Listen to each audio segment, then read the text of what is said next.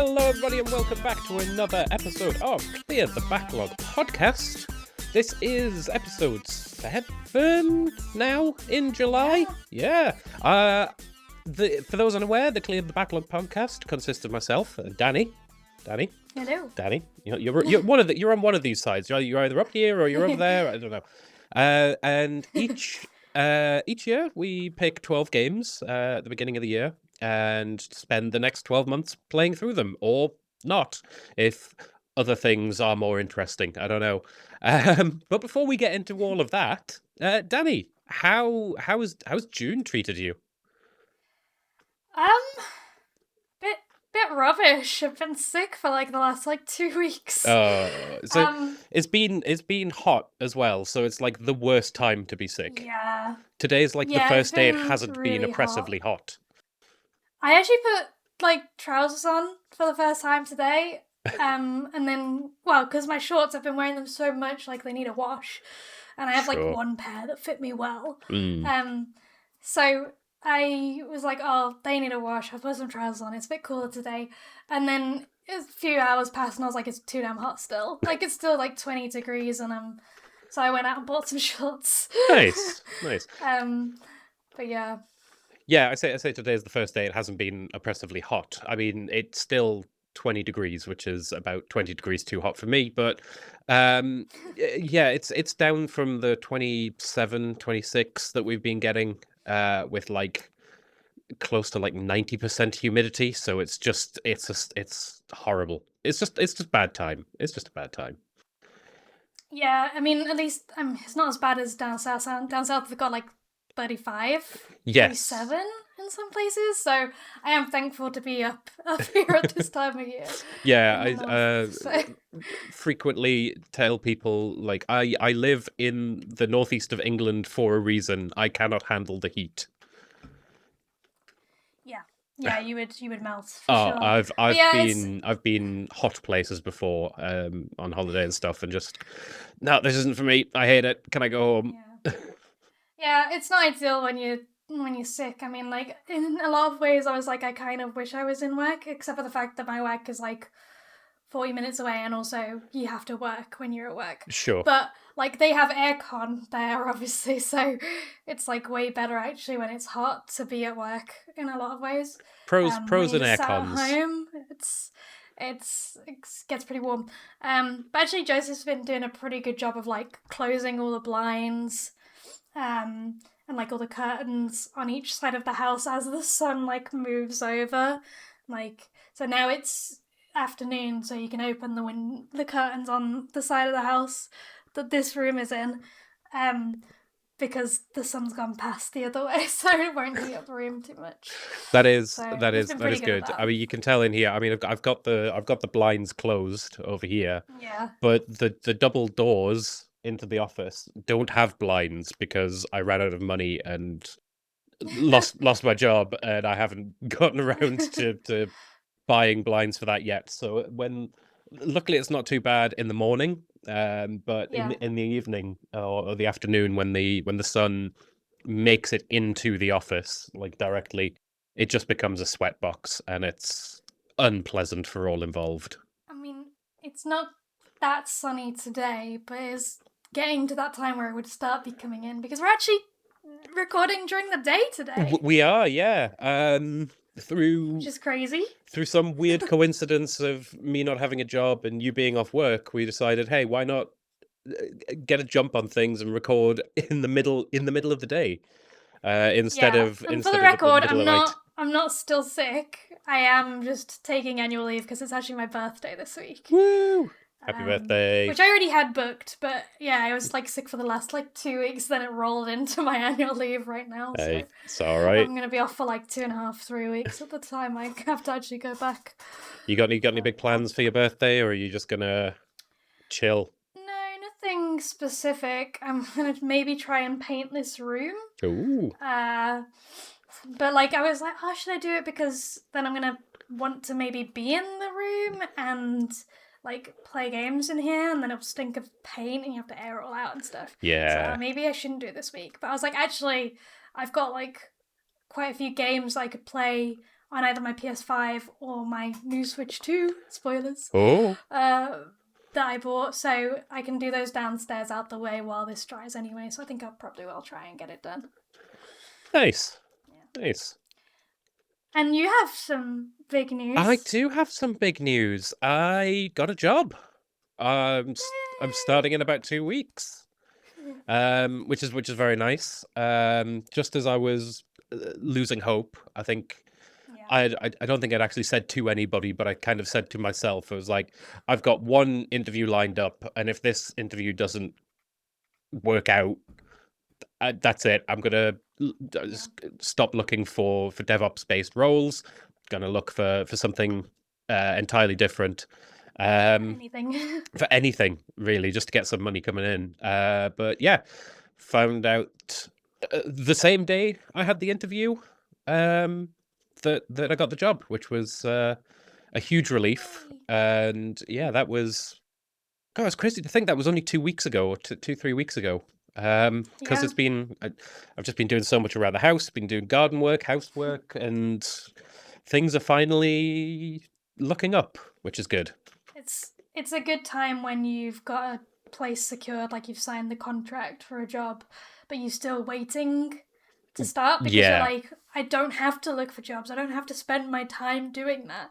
I can literally, like you said, do jobs around the house or like play video games. Yeah, it's been and like really actually bizarre. have guilt-free time. It's been really bizarre being able, like, because the past sort of 3 months since I got made redundant, I've literally spent my time sat here either playing video games or looking for work.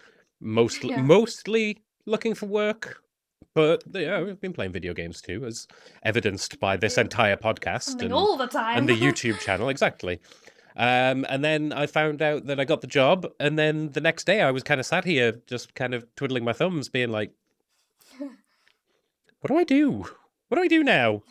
Like, I can play video games, sure, yeah, I'll do that, but I feel like I should be doing more." And that feeling is thankfully worn off now, so I don't have the guilt of just sitting around and playing video games and doing work around the house and all this. So yeah, big relief all around. Yeah, it's very good. Yeah, but talking of playing video games, we've played some video games.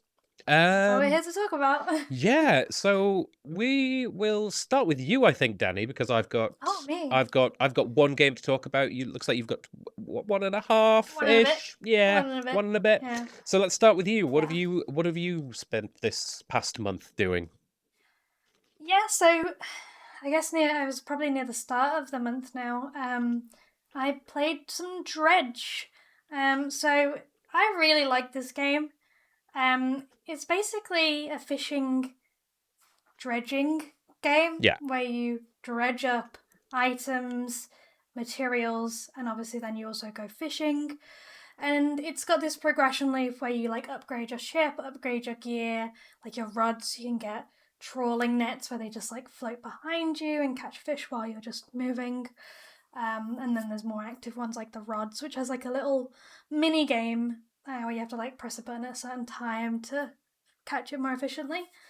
And yeah, you go around catching these fish. There's like little quests, like can you bring me a certain type of fish, or you'll go dredge up some like treasure that someone lost and give it to a guy.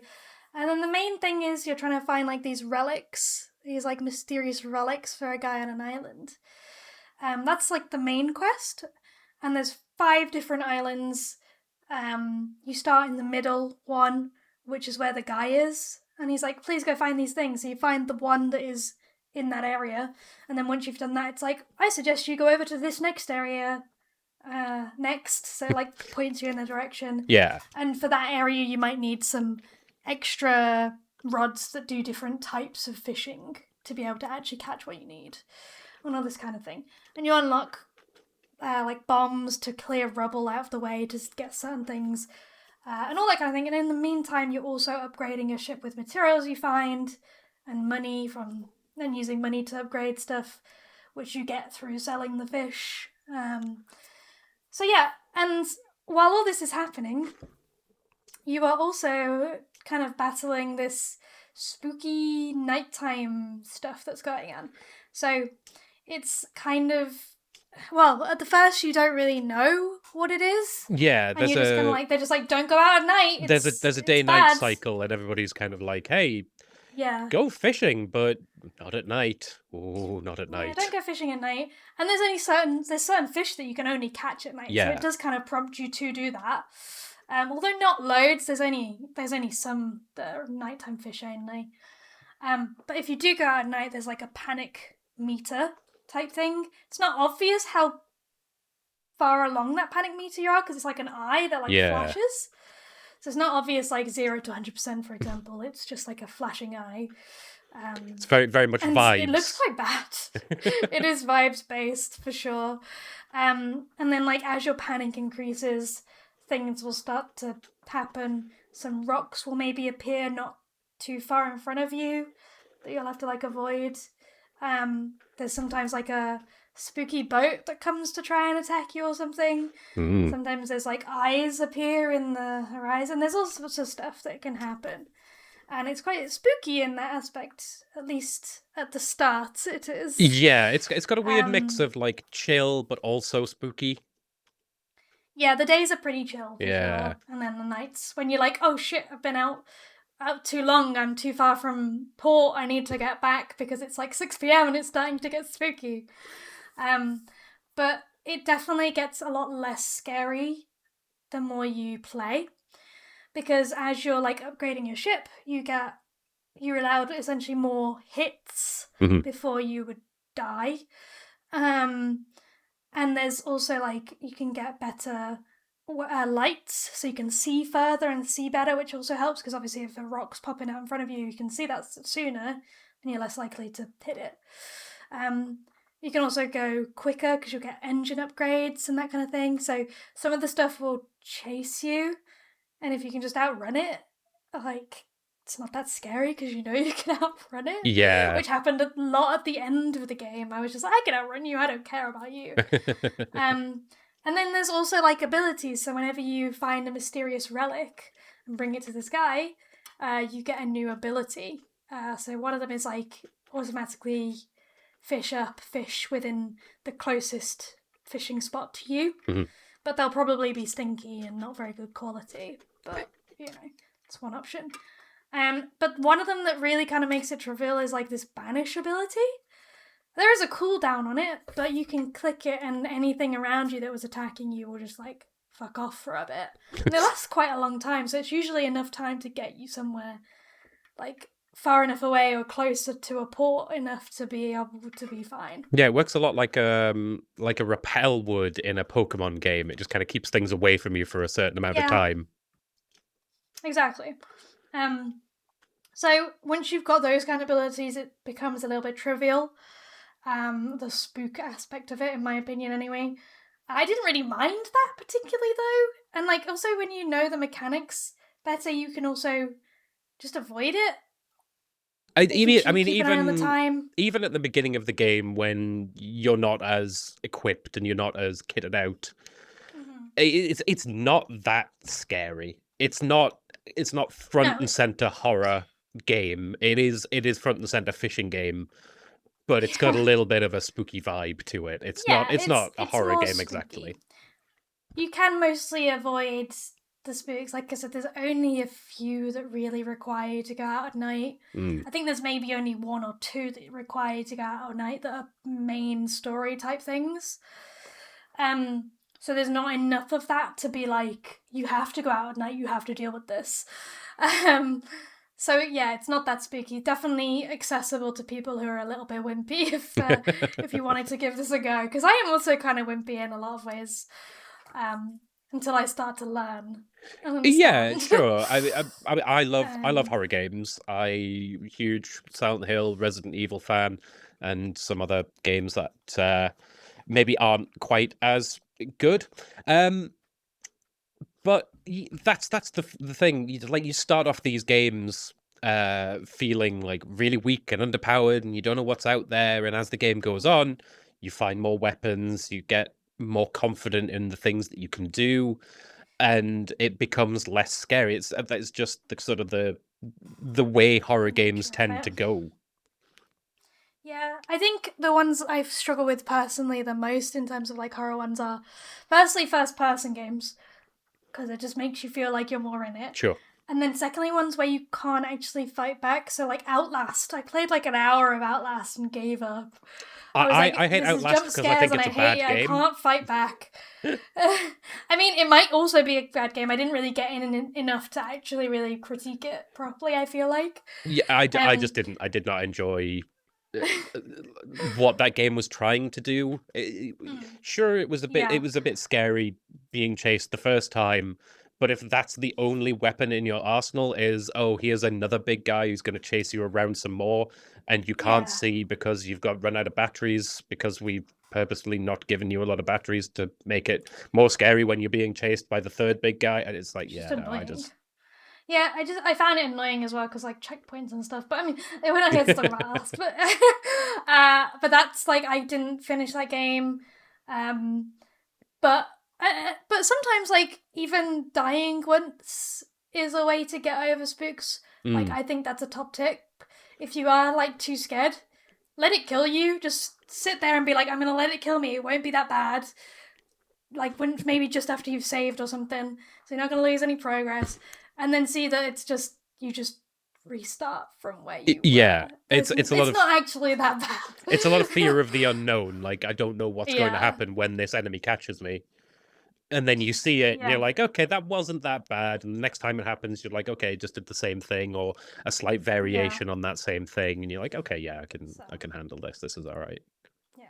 Anyway, slight aside from Yeah, back to Dredge. from the game, but that's the little spooky tips.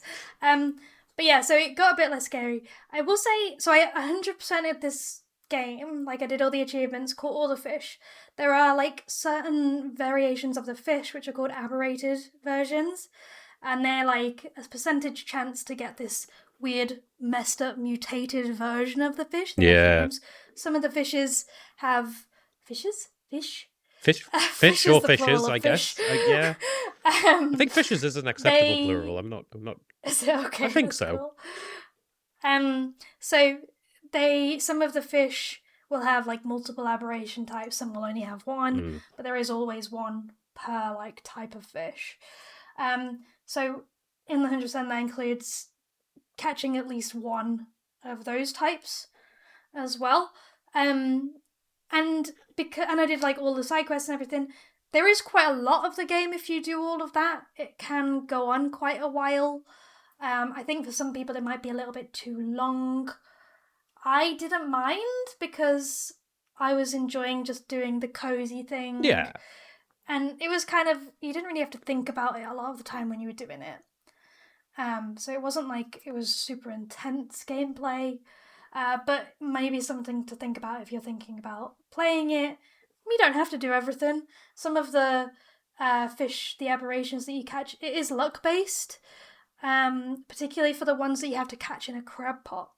Because when you're out fishing just general fishing spots, you can use that ability to catch the fish in the group closest to you. Mm-hmm. So you can go over to one where you haven't got an aberration of, use that, and you're pretty much guaranteed an aberration if you use that.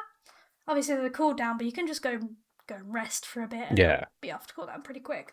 So I generally did that. I was like, okay, I check my book. These are the ones I need.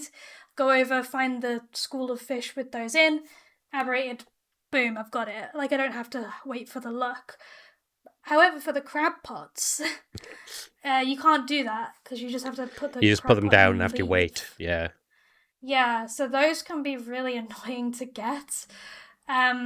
So I didn't, like I said, I didn't mind. It wasn't really too bothered. I was watching something on the other screen while I was doing it. It was pretty chill. But if you are someone who's like that can be kind of tedious. It is luck based. There are things you can do to increase your luck for that, but just something to bear in mind. Yeah, I think when I played Um, it, I didn't bother catching all the aberrations or all the fish because as much as I did enjoy the game, like you say, I felt it started to get a bit overlong, and I was kind of done with yeah, it at that point, and I could kind of just yeah, said to myself, I'm happy. I'm happy to stop. I yeah. don't need all these fish. I've seen the story to the end. Yeah, if there was if there was like something I was dying to play really suddenly afterwards, maybe I wouldn't have bothered. But because I was just like kind of chilling anyway, I was like, yeah, just do it. See everything it's got to offer, and it's chill, like I said. And then I did also play the DLC for this game because I was enjoying it, and I did take like a week break, I think it was, between finishing the main game achievements and going on to play the DLCs. So there's 2 DLCs. One's called Pale Reach, and one's called the Iron Ring. So I actually did the Iron Ring first, which is the more expensive and bigger DLC. Right. For whatever reason. And it basically sets up a iron rig in the like north section of the map. Mm-hmm. And you go over there, you find crates in the world that are like resource packs for the iron rig that have gone missing along the way.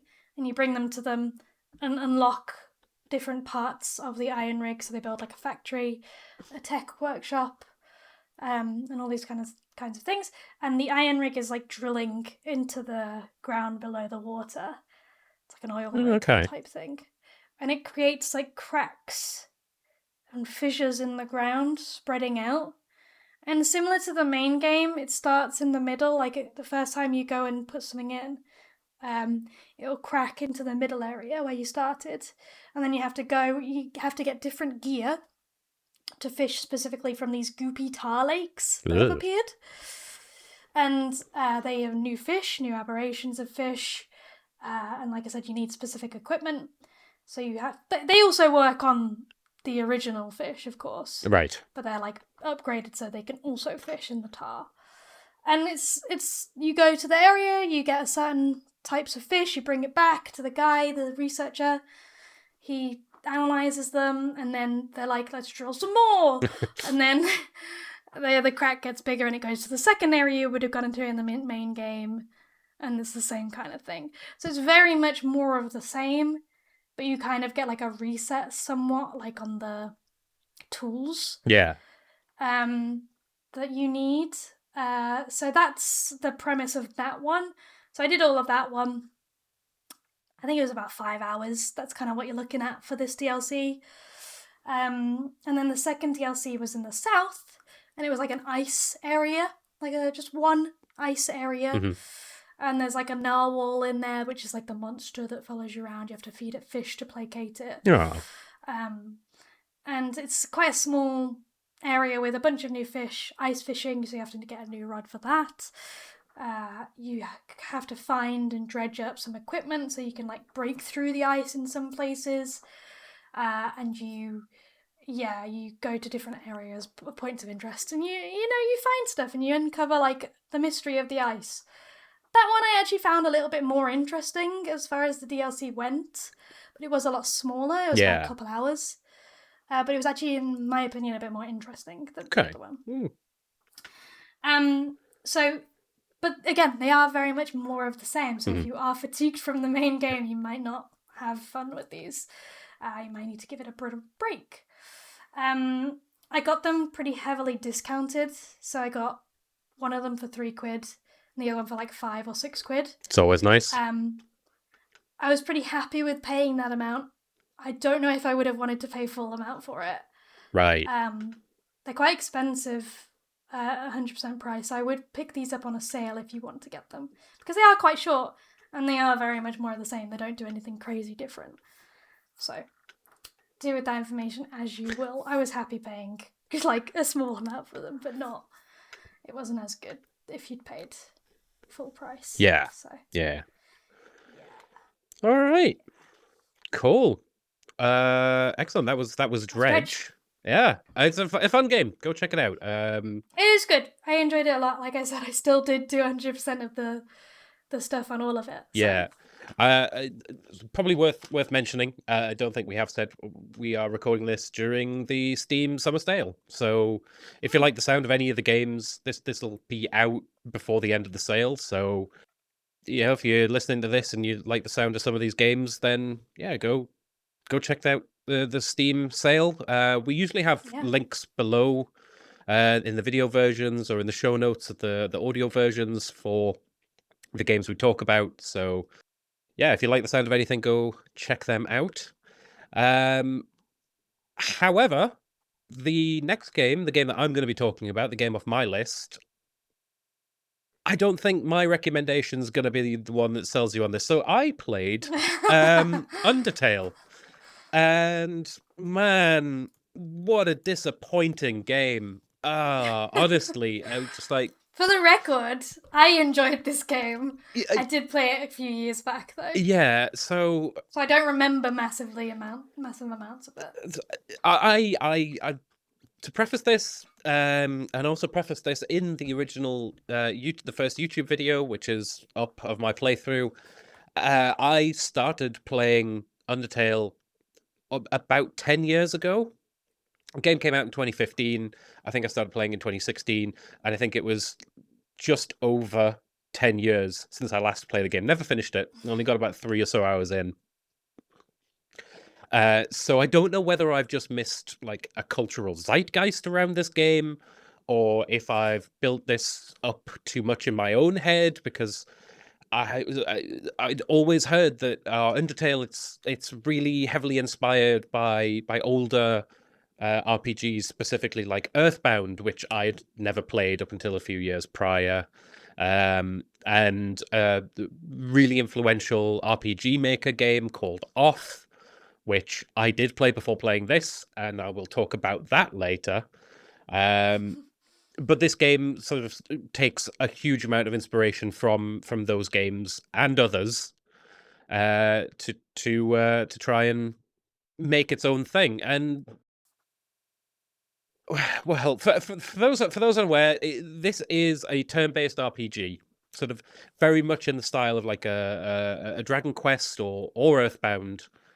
Um, so you've got your normal move set, but when you are being attacked by an enemy, you take control of your soul, which is like a little red heart contained within a white box, and you can move around within the box. You've got direct control of the heart, and you have to dodge enemies' attacks in like a almost like a bullet hell type mini game for each attack that you're doing, or defending against, I suppose. And I think that is a really neat idea, but not Yeah. one that could sustain a whole playthrough of this game. It really does kind of wear thin the more you do it. And the more you learn the attacks, you're like, okay, I just move up to here, and that attack can't get me, and I move around here, and there is an element of randomness to it. Some enemies will have randomly generated attacks, so you do have to kind of duck and weave and dodge a little bit. But I think I put a little over 20 hours into this game, and by the end of it, I was so done with the bullet hell stuff. Um, but that aside, I think my biggest issue with this game is that the writing isn't good. I don't think the story being told is particularly interesting. You play as a human child who has somehow fallen into a world of monsters who live beneath a mountain. Um, these monsters have been trapped underground. There's like some mention of a war between humans and monsters. Um, and the monsters lost that war and were trapped underground, and now they're kept there by this barrier or force field that was put in place after that war. And the idea is that you are a human child, you have entered the world of monsters, you need to pass through that barrier to get back home. That's Yes. that's the story of the game. And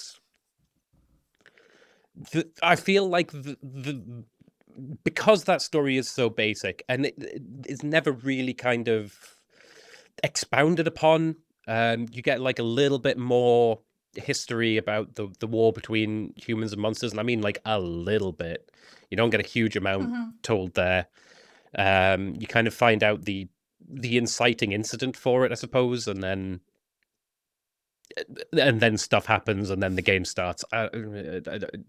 The premise of the game is seems very hinged on how charming you find the cast of characters that you meet along your journey. People like people like Toriel, I mean, Sans, Papyrus. Sans and Papyrus are the goats. Um, They're awesome. I love Papyrus them. is pretty cool. Sans is. This is the thing I'm talking about missing the cultural zeitgeist. I don't know if Sans is just a meme. Was he always a meme, or is he just become a meme? I mean, right. So his name is Sans, and his text in his dialogue box is written in Comic Sans. That's Yeah. the joke. Papyrus, similar joke. Sans' brother, different skeleton. His text is written in the font Papyrus. That's the joke. I okay, yeah, okay. That's a joke that once you realize it, and you're like, huh, hmm, That's cool. all right. That's It's enough. I don't. Yeah, it's stuff like that where it feels memey, and it feels like potentially of a place and time. Like I said, this game came out 11 years ago, Yeah. uh, but yeah, a lot of the people that you meet are really kind of. I found a lot of them to be very grating, um, and the writing to be far too twee. It really does seem to be very, very saccharine from the get go. Everybody you meet is kind of like either saying some silly little quippy non sequitur, and you're like, okay, yeah, that was. I guess that was funny 10 years ago, or they are just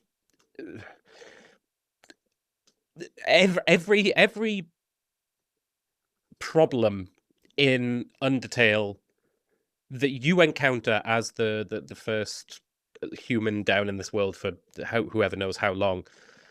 Every problem that you come across, everybody's like, "Don't worry, guys, we can solve this with the power of friendship." And you do, and you become friends with everybody, I and there's have the no power of problems, and God and enemy on my side. That's the vibes it it gives. really is, and the world was a different place 10 years ago, and it really kind of feels like a naive worldview. I don't know if this is just me being a bitter old man about this kind of stuff, but not all your problems can be solved by being friends with everyone. Well, That's not obviously not. no, but That's it not it real really life, but it's it a re video game! but it really wants to hammer home that point. It's got one point, and it's like, hey, be friends with everyone. And yeah, no, just nothing about this game really worked for me, and it's a real disappointment for me because I was really looking forward to playing this game, which is why I've been putting it off for so long because everybody was saying, oh, it's based, it's got bits heavily inspired by this and this and this, and then I finally do get round to playing it, and I'm like, oh yeah, that you just stole that bit from this game, and yeah, yeah, okay, I see the influence here, and it feels like they just took different parts of different games and mushed them together into Right. a product.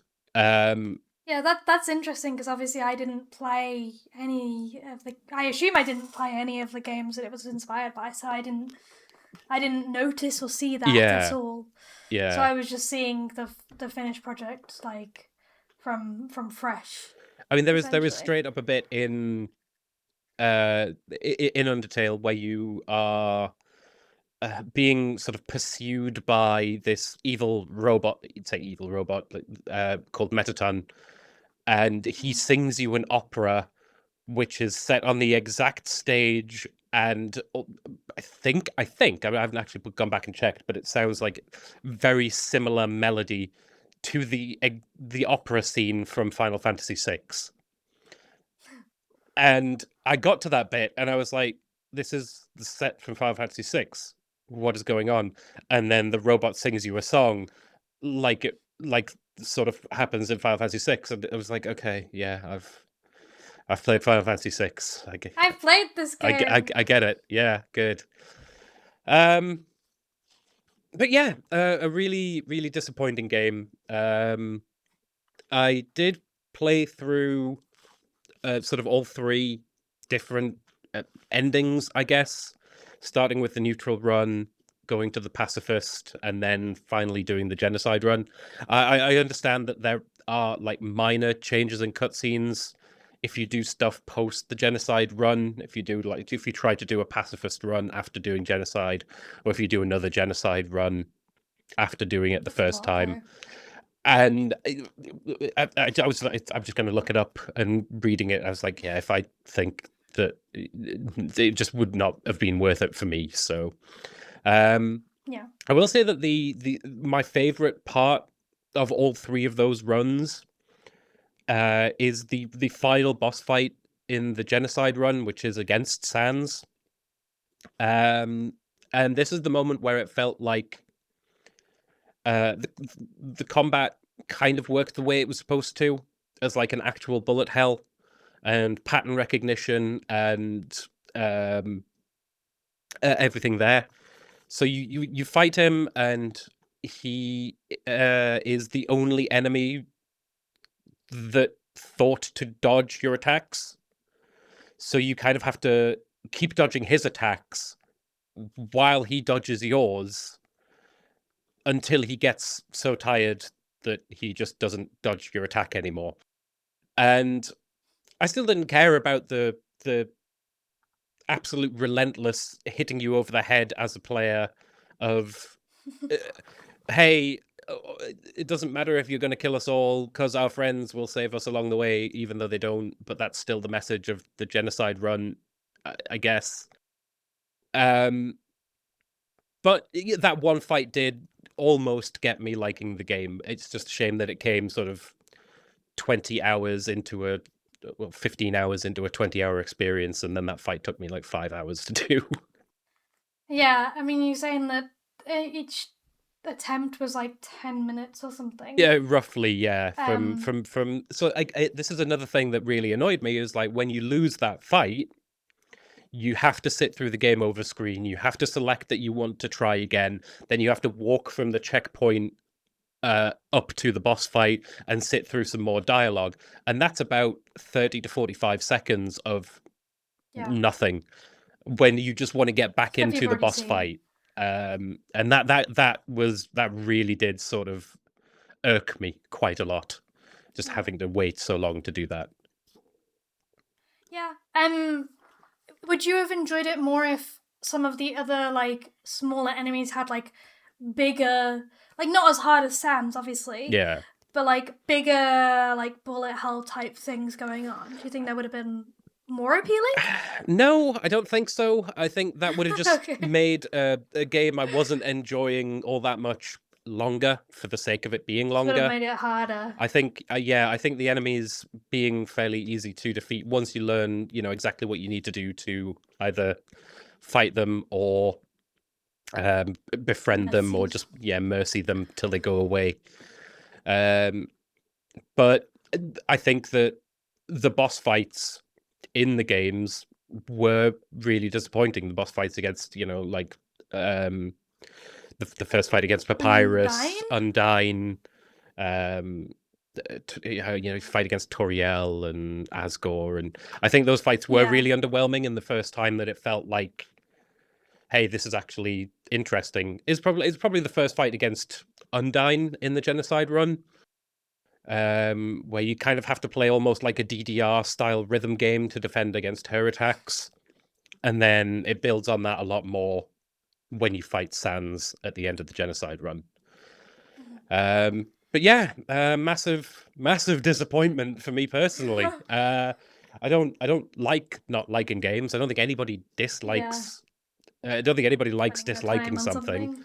something. Although I'm sure a number of rage merchants on YouTube would have you believe otherwise. Still, the It is music in the game's interesting though really fucking good. because the music is The really fucking music's good. really good. I think it's quite interesting that you didn't obviously enjoy it the way like I and a lot of people did.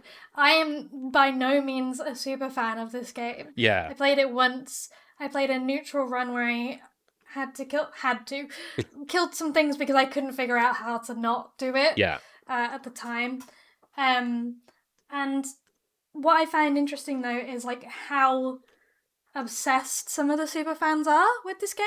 Yeah. And I streamed this. I don't know when it was. It would be a couple years ago, maybe 4 years ago actually, something like that. And I streamed it on Twitch at the time, so I only did that one run. And as soon as I like pressed that fight button, people were just like, "Oh my god! No, you have to do a pacifist run. You have to do a pacifist run." I was like, let me play the game the way I want. Yeah, so the game doesn't do a great job of explaining what you need to do if it wants you to do a pacifist run. There's like one sort of side character that you can talk to, who basically says something along the lines of, not every enemy is going to react to you being merciful to them. And that's it. That's all the information that you get. And then like not long after that, you have your first fight against Toriel, who's the first one who doesn't sort of react to you trying to spare her. Yeah. And you just have to keep trying. And if you don't, is that how you do? You just keep trying. You just got to keep mercying her, and eventually she'll give up and stop trying to attack you. And right, that might be the one where I got to, or I was like, it's not working. Yeah, and I just didn't know that it was an option that you could keep doing it, that kind of thing. That's exactly what happened to me in my 100% play. sure Yeah. I didn't do a pacifist run in the first one, but yeah, I didn't go back and redo it because I mean, I think my appeal for it was not the writing. No. Like that was, as you say, it's fine, but I did enjoy the characters and the little quippy bits.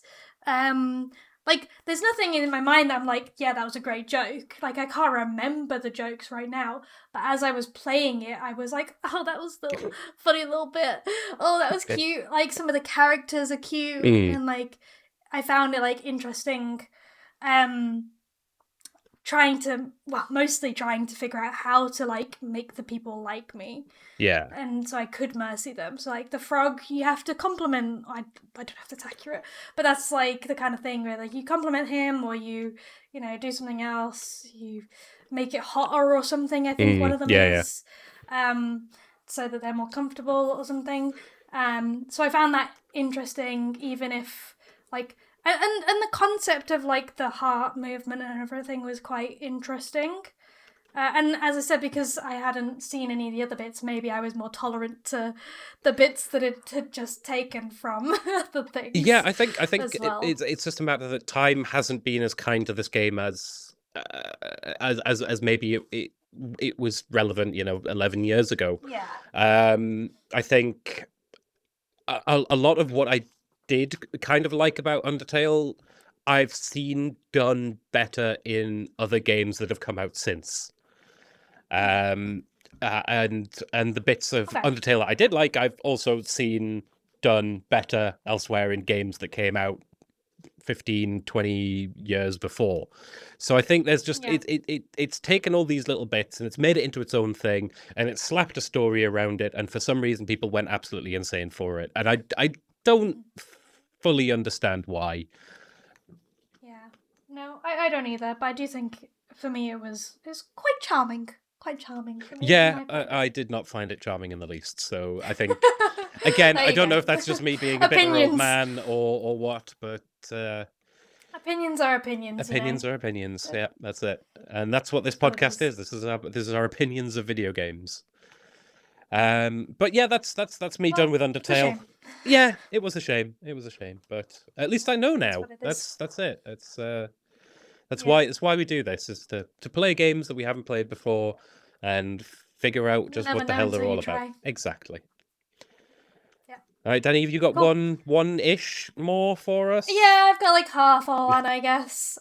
So I said I was going to try and do 2 games.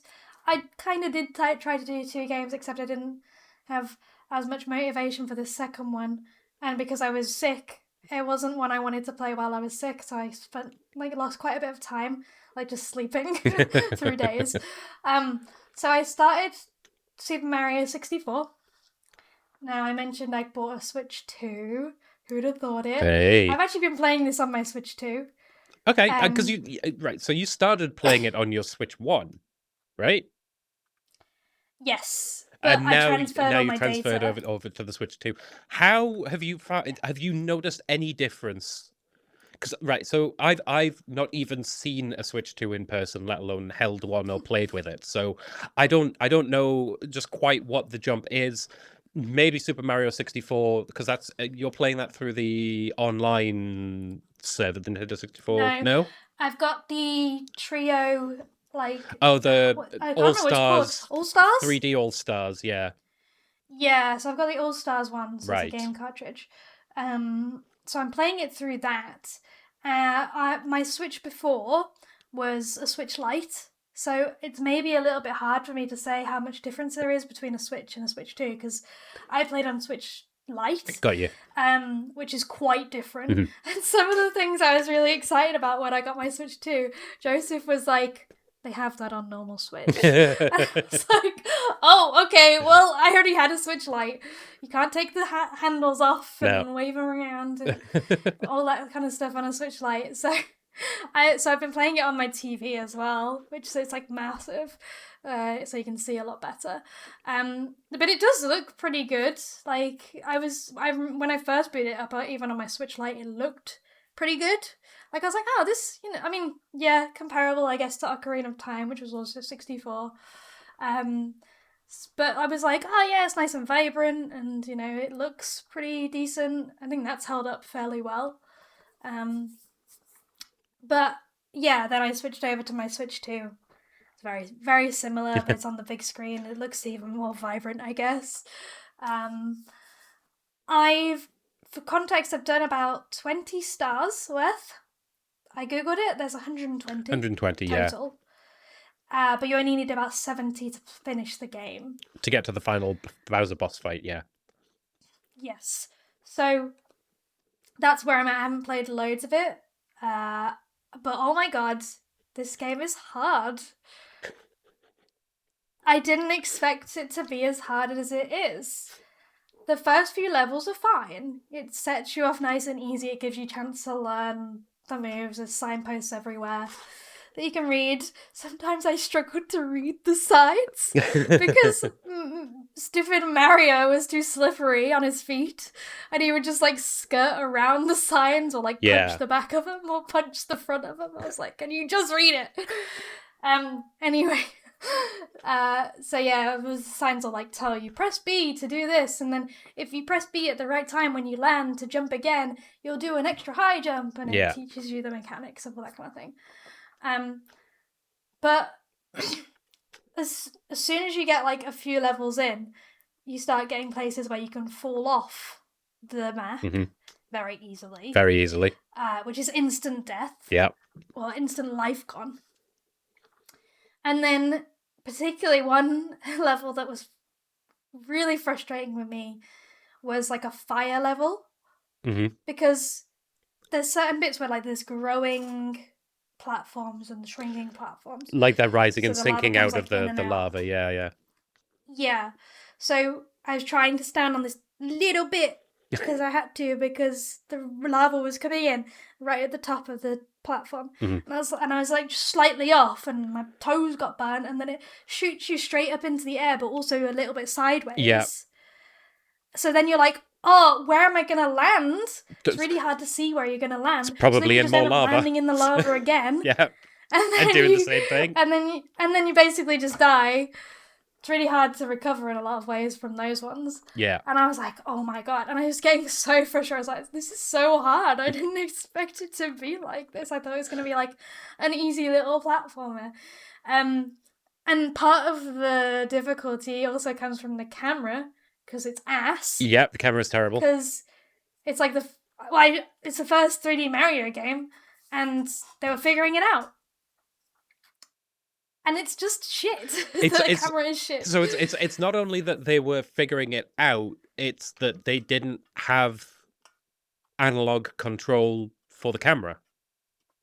Because if you look at the absolute abomination that is the Nintendo 64 controller, you've got the one movement stick in the middle bit, and that sits in an 8-way gate, which is partly the reason that you're finding it so hard is that you're playing on a circular gate instead of this 8-way gate that the Nintendo 64 had, and then the camera is controlled through the C buttons, which turn the camera like a little bit each time. It's just like a left, right, and it goes which means that you're supposed to line up jumps in a very specific way and perform them in a very specific way that doesn't work unless you're using a Nintendo 64 controller. And which I'm not. And of course you're not, because you're a sane person and nobody in their right mind wants to use a Nintendo 64 controller. Yeah, they're not good. They are absolutely essential for certain games that came out on the Nintendo 64. Maybe 2 or 3 games that came out on the Nintendo 64, Super Mario 64 being one of them, and absolutely terrible for literally every other game that exists. Yeah, it's a bit clunky. One thing I found as well, like he's definitely way more slippery than I expected him to be. With his little feet, especially on ice levels, of course. Yeah. But I was on a platform, like a bridge, so I accidentally walked towards the edge too close, and I needed to turn around to go back towards the center of the bridge to not fall off. So I was facing the cliff essentially, and I went, but I was still at that point, and I was like, okay, I'll point it away, I'll turn him away the opposite direction to the way he's facing to get away from the edge. But instead of just turning around and moving as games nowadays would probably do, he goes forward as he turns a little bit, I believe, because he just went straight off the cliff. And I was like, oh dear. But I didn't press that way. Yeah. I think to actually fix that, I probably should have actually jumped and then turned. Right. That might have fixed it, It's but got I didn't realize at the time. turning circle. It's not instant. He kind of moves as he turns, and Yeah, exactly. And it's not necessarily that's bad. It's just not what I'm used to. It's a choice. I'm not saying it's a choice, and it's just not someone that I've dealt with before. Yeah. So maybe, and I don't know, someone playing this for the first time when it came out who hadn't played newer games might have caught on to that very quickly and got used to it. Yeah. I don't know, but I certainly am not used to it. It feels weird to me. So yeah, but as I said, I've been a bit frustrated by some of the harder levels. I'm still enjoying parts of it. I definitely enjoyed some of the easier levels more. Because it was just just jump around and you can get a lot of momentum because he's so slippery. And you can do really long jumps when you time things right, and you can do the triple jumps, which are really cool. And the turn, if you're running somewhere and then you turn and then jump straight away, does a really big jump. So all that stuff is really clever. And I'm sure it's one of those things where if you get really good at it, it feels probably great, because you'll just be shoo, shoo, shoo. You can skip loads of platforms. Yeah. With all these massive jumps. I'm just not at that point yet. No, for sure. There's nothing I hate more than having to play Mario 64. And there's nothing I love more than watching skilled people speedrun Mario 64. It's a game I absolutely hate to play, but love to watch people have a good time with, because they are just amazing. And even just messing around if I just kind of go, okay, I'm just gonna fuck around, jump all the time, and run and see what happens. Sometimes you can get some fun little jumps around. It feels kind of fluid and nice. The problem is when there's too many obstacles that are gonna mess you up is where it becomes frustrating and annoying. But yeah, it's okay. It's just it's harder than I expected this platformer to be. Yeah, That's all. yeah. I'm still gonna continue, of course. I've not finished it. I think part of So that I will is be down carrying on. to you not using a Nintendo 64 controller. I'm not suggesting Yeah, you go out and buy one or I do anything won't like be. that. But I don't like platformers. I don't like the Nintendo 64. Fucking hate Mario 64. So yeah, it's definitely not a game for me. But I know people absolutely love it, and I get that it's one of the most influential games of all time and Yeah, how it created the 3D platformer. yeah, for It's sure. just not for I me. mean, I I definitely when I first started, it was like, yeah, Mm, whatever, and I didn't have much motivation to play it. I have got a bit more motivation now, like seeing when I was because before I was like, oh, just jump and stuff. Once I figured out all of like the long jumps and the extra jumps, that feels more enticing. Like I was like, yeah. okay, yeah, there's something to this. Like it's got the capability to give me some fun times. So I am feeling more of a drive to play it now than when I first picked it up, Yeah. which I think is good. Yeah. Do you think you're going to So do we'll see. 120 stars, or are you just going to get the 70 and call I it a don't day? think so. Nah, I will I will do as many as I am enjoying. that's If I fair. stop if I get to 70 and I'm like, I'm done with Mm, this, then I'll just finish it.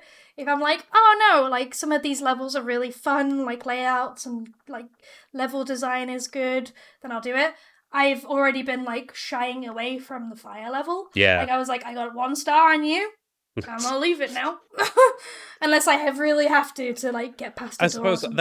I suppose that's part of the good thing is that there's I don't actually know off the top of my head how many levels there are, but the fact that there's No, 120 me neither. stars in the game, you only need 70 to beat it. If there's a whole world that you just want to ignore, like I think it's called Lethal Lava Land. It is called Lethal Yeah. Lava Land. Then Yeah. you can just ignore that and go do something else. Go back to Bob-omb's Battlefield and get all the stars there. Or Done Bob-omb's Battlefield, yeah, first one. Easy. there you go. Love that. So Love that land. because you can't fall off anything. Yeah, exactly. It's great. Yeah, I've done like 6 out of 6, or maybe 6 out of 7. There's a few that don't show up on like the level when you go Mm, into them because they're like hidden stars. So I'm not sure how many exactly there are, but I've done all of the like ones that are listed on like 2 of the levels, which is Bob-omb's whatever, and then another one I can't remember the name of. It's like a tower one. The Super Mario heads might know. yeah, Uh, it's not but us. it's like a tower that you go up, and there's those plate-looking lads that fall over, try to crush you. Uh huh. I want to say thwomps, but I So think that's those wrong. ones. I don't know. Whoops, sounds kind of right, so that might be right. There's thwomps and Thwomps tower, thwimps. I know maybe. that much, but I don't. Yeah, I'm not a Mario person. I'm not a platformer person. So Yeah. So don't come at me saying you got that wrong. I know I did. Don't worry about it. It's fine. yeah, so I hope to finish that. I'm actually hoping to finish that this week because I'm off work, Sure, you've got the time. so I've got some time. So we'll see. Hopefully next time I can tell you the rest of my review. All right, cool. Look forward to it. So that's it for our list games. I think that brings me to 7 and you to 5, or are you at 6? I can't remember off the top of my 5 head. sounds right. I was 1 behind. I was going to try and do 2 and I needed 1, so I'm Yeah, still 1 and I behind, I think think. I'm 1 ahead. So Mm-hmm. I'll double check and I'll put the numbers are probably underneath already. And there they go. Bye bye numbers. Because we are going to talk about non list video games that we played last month. And whoops, I've accidentally got like 4 games to talk about. Yeah. Um, Yeah, this is going to be a little bit of a longer episode for yeah, sure. we've just hit the hour mark, so minus whatever gets cut out at the beginning. So yeah, let's crack on. I'll go first with one that I sort of teased earlier. I started this month by playing Off. Now this is one of the games that inspired Undertale. So much so that a recent re-release of the game on Steam was, I think it was made possible in part because of Toby Fox, creator of Undertale, and he has done some new music for that specific release of the game. I didn't play that version of the game. I've heard very mixed things about that specific version. The version that I did play was the Forgotten Dreams retranslation, um, which I believe is a retranslation of the original French into English. That version of the game, if you do want to play, is available for free on itch.io. And it comes with a walkthrough as part of that download, which is very handy for reasons I'll get into in a bit. But there is also that Steam version available as well. I'll link both in the show notes. So if you want to have a look at those, check those out. But what is off? Well, it's a turn-based RPG made in, I think, around 2008. I could be wrong. With an old version of RPG Maker. You take on the role of the Batter, who is a baseball uniform clad individual with a baseball bat, and you're just kind of, the game begins and you're kind of dumped into an area called Zone Zero. The only I say the only thing that you can meet there is a mysterious character who helps you throughout your journey called the Judge. The Judge is a cat. And the Judge will sort of talk you through the tutorial on how to play the game using very flowery language. It's very, very verbose and very sort of flowery way of speaking, which is strange for that to be the first character that you encounter. But then this is a very strange game. After Okay. after the tutorial, you can kind of leave Zone Zero, and you get access to, I guess it's like an overworld map, but it's not. It's just got like 3 little zones in it that you can visit: zones 1, 2, and 3. However, at the beginning of the game, you've only got access to Zone 1.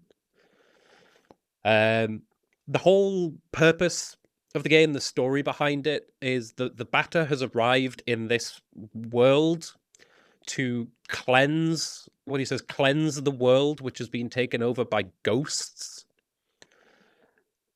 And you basically spend most of your time just fighting ghosts with a baseball bat. So you just like whack them. Yeah, for sure. I mean, it's an RPG, so it's turn-based combat. Like you just choose to attack the ghosts with the bat, and the little animation plays out, and the ghosts die eventually. The story is doled out quite slowly as you progress through each of the zones. But spoilers for off. The essence of the story is that the ghosts have been the ghosts are under the control of the queen, who is sort of ruling this land. And that's the reason you're there. You find out that the queen is controlling the ghosts, and therefore you're going to try and get access to the queen to fight her. And to get access to the queen, you have to proceed through each of the zones, going through turn-based fights, solving certain puzzles, and then beating the boss of each zone. The game itself is fairly straightforward and linear. I say straightforward in its gameplay mechanics. It's a turn-based RPG, so you select your attacks from a menu and the attacks play out. However, a few of the puzzles in the game can just sort of lead to you wandering around areas for a while, talking to people, checking things again, talking to other people, which is why I mentioned earlier that it's really handy that this game comes with a walkthrough. There are some puzzles in this game that I don't think I would have been able to solve without a guide. Not necessarily because they're hard, they're just very esoteric. And if you don't know what to do, then you can be stuck for a very long time. The game itself has multiple endings. So again, spoilers. If you like the sound of this so far, go check out the links in the show notes. Like I said, the game is available for free on itch. You can I think it's like send some money to the supporters the way that itch works. But for the endings that you play through, after killing the queen, you get access to the queen. You manage to kill her.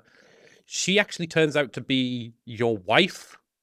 The Queen Ghost. The Is your wife. queen ghost is your wife, and she has entered this world to attempt to make a perfect place to raise her and your son. And then after you've killed the queen wife, you then encounter your son, who is a literal infant, and you kill him in a fight. The fuck? Yeah. The fuck is wrong with this guy? This game really does go some places. So between the queen fight and the son fight, the son does not attack you at all. It is literally a small child who is sitting there wondering why his dad is hitting him with a baseball bat. This game is fucked up. It really does seem like this child has been locked in a single room, probably at the behest of the queen, while she goes on her journey to try and create this perfect world for her son to live in. But yeah, you basically... That's called child abuse. It is very much heavily child abuse. Because trigger warning, I guess. Yeah, you get a lot of messages as you progress through the story, kind of being like, "Oh, I can't wait for Mummy and Daddy to come back and take me out of this horrible place." And yeah, and then here you come with a baseball bat and do the thing that a batter would do. So after I'm doing smiling, but like it's because it's just how I process. So after doing all that and defeating your son in combat, it sounds like he didn't put up much of a fight. He does not put up much of a fight. It puts about as much as a fight as an infant, an unarmed infant would, against a grown adult with a baseball bat. Yeah. So after that, the judge reappears, who has been assisting you throughout your journey through each of these zones, being like, yes, we need to put an end to the Queen's reign. We need to get rid of all these ghosts. We need to make this place right again. The judge then appears after you've killed your child and says that they have made a mistake in helping you, and that you are basically given a choice then and there. You can either choose to do what the batter wants, or you, which is like sort of the normal ending, or you can choose to do what the judge wants. And who you pick is who you will fight as in the final battle. If you decide that you want to do what the batter says, you take control of the batter and you fight the judge. If you decide you want to do what the judge says, you then take control of the judge and fight against the batter. And the ending that you get at the end of each fight is sort of inconsequential, I'll be honest. Does one thing happen or does it not? And I will leave that being a little bit, you kind of... A little mystery if you do decide you want to play this game. But this all comes after the big revelation is that the batter has killed his wife and son. Now, there is a third ending. Wow. A special ending that you can only get after re-entering each zone after you've beaten the boss of that area. So you go through zone 1, beat the boss, go back into zone 1. There are tougher enemies and tougher bosses. And you go through that and you get what they call grand items. You have to then collect 5 grand items by going through each of the zones and fighting bosses again. And once you've got the 5 grand items and you get to the end of the game, You get a special ending in which, out of nowhere, a UFO descends and 3 apes come out of the UFO. And they say that now that the batter has purified the world, it's perfect for them to build their giant robot factories to help them fight the flying space brains. And the game ends. Silent Hill UFO ending. Basically, it's that. It's Earthbound. It's crazy. Did you actually do that, or did I you did just not. watch I it? did not do that. I ended up watching a YouTube video of that one. Yeah. I just did. That's I did. fair. I did the normal ending and I did the special ending, but not in that order. I did the special ending first because I was like, no, this guy who killed his wife and child should be punished. And then I was Yeah, like, but what happens in the other ending? Yeah. I really like this game. I think this is a fun experience, fairly short. But then again, I like weird RPGs. Yeah, I was gonna say you're a bit of a weirdo. I am. Yeah, I really like Hylix and Hylix 2. And it's very clear from playing games like Hylix and Hylix 2 and Undertale and any number of RPG Maker games, just how influential this game has been on that style of video games in the nearly 20 years since it came out. It's a really, really interesting piece of history to go back. Undertale? I did. I played this pretty much and then went straight into Undertale. Right. But this holds up, I think. So, yeah, I like that. I like this game a lot. Yeah, fair enough. Bit of an odd one, but sure, why not? Do you want to talk about something that you've played off the Right. list? Off the Yeah, list? we'll start with one I've not spent loads of time on, but have played some of.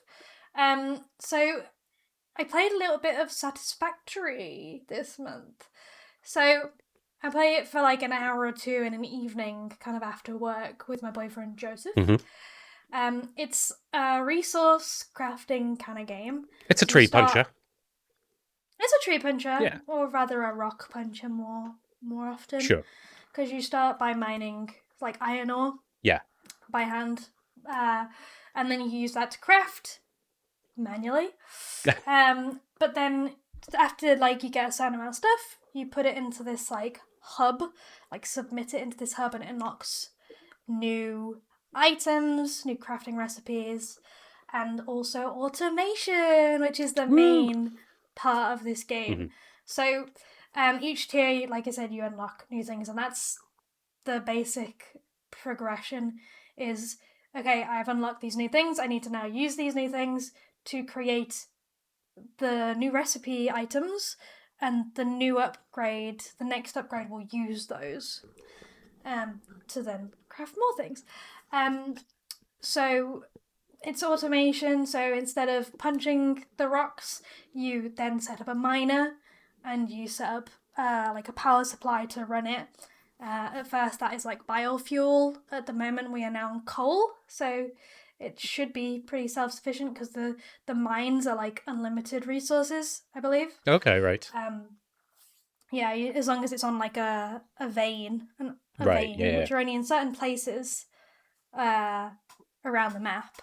So it depends where you set up your base and that kind of thing, how far you have to like route things. So we had like a coal power plant where there was like 4 veins of coal, so we set up a massive power plant because you also need water for the coal power generation. That makes sense. So there's like a Sure. lake nearby. So yeah, we were like routing the water and the coal into like loads of different power plants. That all generated the power, and then we just transfer all of that power by lines rather than having to bring like all of the coal to us or whatever. So it's all automation, so you end up with the miners will go into the smelters, which will then go into crafters, and then sometimes you have to have multiple things, multiple like sub parts to assemble into like a bigger part. So there's also like assemblers, and then storage boxes and all sorts of stuff, and you have all these conveyor belts lining up with like splitting sections, so you can take, like, say you're making 30 of something a minute, you take 15 off this way and 15 off this way. It's ideally you want to get it so that all of your iron that you're like pulling out of the rock is being used as efficiently as you can. Oh yeah, you got to get certain maximum things efficiency. will take certain Sure. amounts of times. Like, so, I can only craft like 5 of these a minute, so I've got too much ore going in, so I might as well split this conveyor belt and use it for something else. So it's all about that kind of thing. So if you'd like that, which I do because I'm an engineer and I'm sad like that, it's quite nerdy, I think, of a game. It's that kind of thing where you're trying to make everything efficient, and it sucks, right? It sucks until you get the foundation pieces, because initially you're just placing all these buildings and they're all like wonky and the conveyor belts are all like skewish. But as soon as you get the foundations and you start actually making a factory, it's great because you can line everything up nicely. And that's where it gets really satisfying. Really satisfactory. Because before that... Hey. But yeah, you before that you're kind of like, this is so annoying because like that's not lining up. But don't worry about it. Don't fret too much. Make a temporary base, and then once you get the foundation, you can restart and make many layers of floors of a massive factory.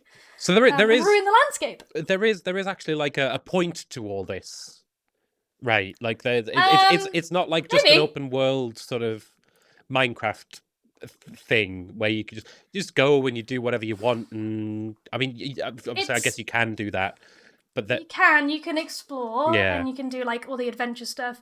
Whereas like there's like a bunch of alien animals. It's basically an alien planet, and you find like slugs that generate power that you can bring. Like you can bring back all sorts of resources that you find, scan them, research them, and then that unlocks even more items and all that kind of thing. Sure, okay. But that's kind of the adventure aspect as far as I can tell. There's also like weird alien artifacts and stuff like that. I don't really know what's going on with that.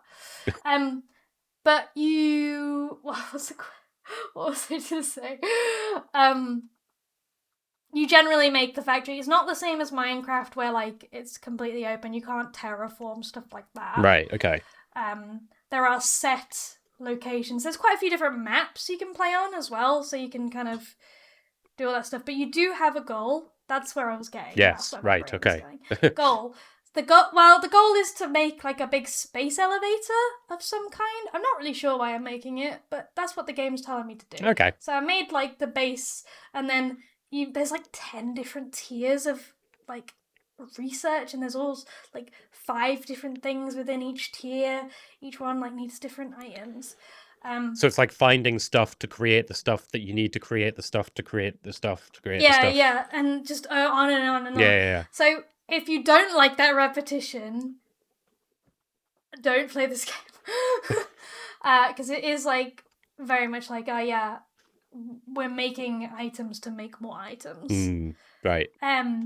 But then certain items will go towards building this specific space elevator, which is like the goal of the company or whatever. Of course. I don't really know what the space elevator's for, I guess, for going up into space. I guess so. I think you're basically researching the planet type thing. Right, okay. And discovering information. There might be other secrets that I haven't found yet. I originally played this for like 30 hours. Quite a lot of hours. That's a lot of hours. But that was in 2020, I think, just before, or maybe during COVID, when I was at uni. And I played this with a bunch of my friends at uni who were all engineers. And we just like sunk a bunch of hours into this. But it was actually also still early access at the time. So a lot changed since then. Yeah. So replaying it now with Joseph is a little bit different. Like a lot of the stuff I can't remember anyway. Some of the basic bits are the same, but a lot has also changed. So I think we're at the point now in our playthrough that we got to roughly in like the 30 hours of playing before, and we haven't played that many hours. Yeah, okay. We've done quite a lot quite quickly, but being more efficient, exactly. But I like the idea that sometimes you have to make a lot of items, like thousands of items to like put into an upgrade or whatever. And I like the fact that you can automate it all to do it, have it all running into a storage box or straight into the thing it needs to go into if it's one of those. And then you go, okay, that's set up. I'm gonna go explore now Yeah. while it does it.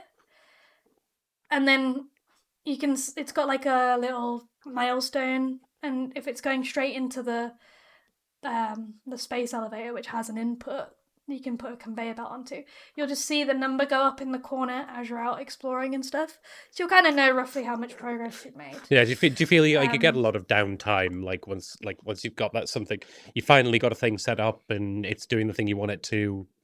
Do you have a lot of time? But you can generally always make more, because More if efficiency. you've got like one assembly line of one item, like a rotor or a stator, or a motor, which is made from both of those things, you're actually making them at quite small rates, because you've got like all the iron. You get like a lot of iron in a minute. You get like 60 iron per minute of ore, but then you get like 60 ingots, but then it goes down to like 30 of the original material, and then you need multiple different first layer parts to go into one of these things, and then you maybe need another one. So it goes down quite quickly. Yeah. And like you end up being like, oh, I'm only actually making like 3 every minute of like this later down the line part. Sure. So you can always just set up a second assembly line and do that kind of thing. Do you have to do that like from scratch, or can you be like, look at this bit here, I want to copy this exactly and just place it over here? I don't think you can do that. Okay, right. I haven't done that. I don't think you can do that. But I might be wrong. Okay, cool. But it doesn't take too long if you've got all the materials you need to actually do it. Yeah. It's pretty easy. Like, the system is nice. You press Q and that brings up your build menu. You just click what you want. It shows you the view of where it's going to be. Other people in your world, because it's multiplayer, obviously because I've been playing it with Joseph, can see where you're proposing to place it as well, which I think is pretty good, because some games don't have that, where it's like, I want to put it here, and they're like, where? Whereas actually this time you can go, I'm thinking about putting it here, and they can see like the hologram of where it is. That's cool. And go, yeah, that looks good, or whatever. Or a little bit to the left. So that's useful. But it's chill. There's not loads of threat of death in this game. If you're out exploring, there's some animals that will attack you. I genuinely haven't had too many issues with killing those, unless there's like a lot of them at once. But even still, it's not like stressful. Yeah. I think I don't think I've died in this one. But I think you just go back to your hub, or maybe spawn somewhere nearby and then have to go get your stuff again. But it's not a real major issues, because most of your stuff is kept at the factory where everything is running. Oh, that's good. So it's actually pretty chill. You can kind of do things at your own pace. There's no rush. Like, you could, if you wanted to, only have one production line, and have everything going pretty slowly. You can. You could just leave it on as an idle game, sure. kind of, if you wanted to, while it runs. Yeah, I guess you reach a point where, you know, like you say, everything's automated, so you could just leave it running and doing its thing. And yeah, you could do. Yeah, okay. And then you come back to it a few hours later and you're like, oh, I've got like 200 of these things now, so that's great. That's what I needed. So it is very much like however you want to do it, or if you want to fully min-max it like I am, with overclocking certain machines to try and get the exact right amount of inputs and outputs, you can also do that. So yeah, playing that a little bit in the evenings when I want to play stuff, but it is a little bit thinky because of that whole, at least the way I'm playing it. I'm like going, okay, and I've got like a piece of paper, I'm going like, oh, what, so 30 there, and like, okay, if I split that, so there's some maths and kind of thinking about it and how you lay it all out in that aspect. Sure. Yeah. I could see that getting out of hand quite quickly. Yeah. I was at work the other day on my lunch, and I was just sat at my desk and I was like, what if I have like a storage system? And I was just like trying to, and I like got a piece of paper and was like drawing out what I was thinking of. Yeah, it was just like, this is too much. I should stop. Yeah. But yeah, it was pretty good. Pretty good. Cool. I'm glad you're having a good time. It's very much not my kind of game. Yeah, it's I've not for everyone, like I I've said. I've tried games like that, like Shapes.io. I think is one that does very similar sort of things where you got to cut and make shapes. And I put about 5-10 minutes into it and was like, okay, this is mind numbing and addictive.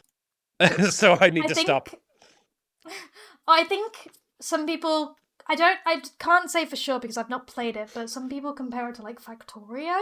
Sure, yeah, I think those are the two that I always hear get like thrown around as the two big factory Yeah. sims. Yeah, So if you like Factorio, you might like this. It's a 3D first person instead of Factorio is not that. I don't know what it is, but it's not that. yeah. I don't know. It's maybe top down or something. I'm not Maybe sure. that sounds like it might be right. I might Okay. be making it up. Anyway, back to you. Yes. Right. What are we gonna do? I'm gonna skip the demos for now. We'll come back to the demos at the end because there was a Steam Next Fest. Yes, We didn't mention that. There's a lot has happened in June. a lot. We'll we'll Yeah. we'll wrap up with a bit like a little bit of a demo wrap up at the end here. But not only was there Steam Next Fest, before that in the month, there was I guess you could just call it Summer Games Fest. That Yeah, Summer Games whole Fest sort of game week, week. 2 weeks things. And sort of during that time, Sony had their State of Play and announced a game that for some reason I've been thinking about a lot recently. And when I say like thinking about a lot, I'm maybe like once a week for the past sort of 6 months or so. So they announced a brand new Stuntman game called Stuntman Hollywood.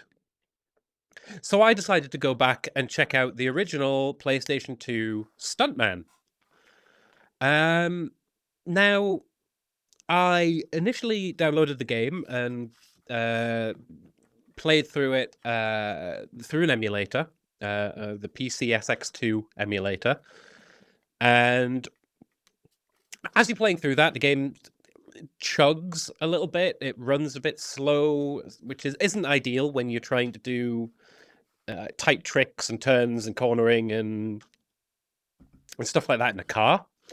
But it was all right until you get to the fourth level in the game where the enemy AI just completely breaks.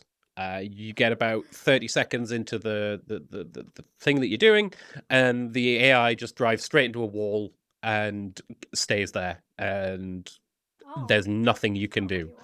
And I was like, oh, well, that kind of sucks. That I was kind of really enjoying this and having a good Yeah. time. And then I did a little bit of digging and I found out that there is a one person who has built a very specific build of PCSX2, the emulator, that has fixed whatever physics rounding number rounding wonkiness whatever it was. I tried to read it and understand it, but it was far beyond my comprehension. But there is a specific build of PCSX2 specifically for Stuntman, um, that makes the game work. So I downloaded that, started Yay. running, got back to level 4, and was able to play through the game. And I played Yay. through the whole thing from beginning to end and had an absolutely fantastic time.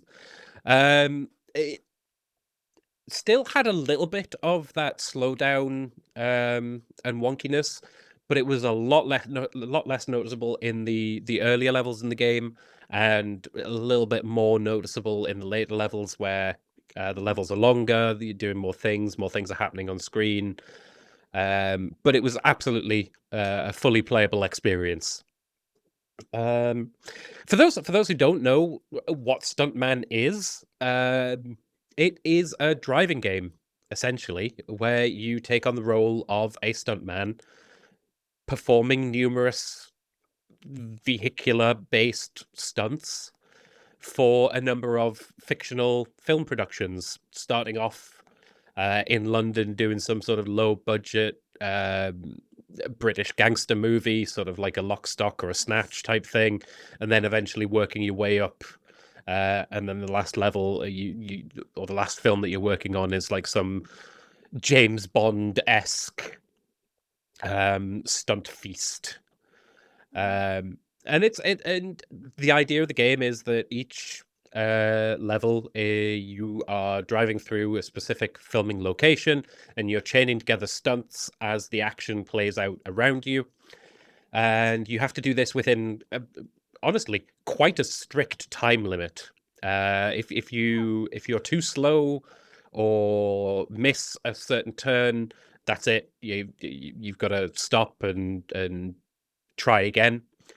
There doesn't seem to be any punishment to stopping and trying again. You can retry these levels as many times as you want, and it doesn't really seem to care, which is nice because really trying to put all of these stunts together, especially the first time you get put into a level, you don't know what the stunts are that you want to do. You just kind of have to try and sight read as best you can, and chain it all together in that kind of way. But as you learn the levels and learn what you want to do, you start to get a bit more progress. And yeah, it's a very interesting way of structuring the levels, I suppose. It does make quite compelling, but also very, very frustrating. The last two stages in particular, I really could not have completed without using save states. Or maybe I could have, but I think by the time I'd gotten to that point, my patience had really worn down for trying to do all these things in a row in one shot, which is in no way how they film stunts in I was gonna actual say films. you would just film like You just film bits and bits at a bobs time and and cut it cut it together. together. Exactly. So Unless it's you're going for literally like one camera to follow the whole yeah, thing, which would be cool, it would be cool. It would be cool. Um, but very and unlikely. and you do at the end of each level, you do actually get the option to view your replay, so you can watch the whole thing play That's out cool. from beginning to end, which is really nice.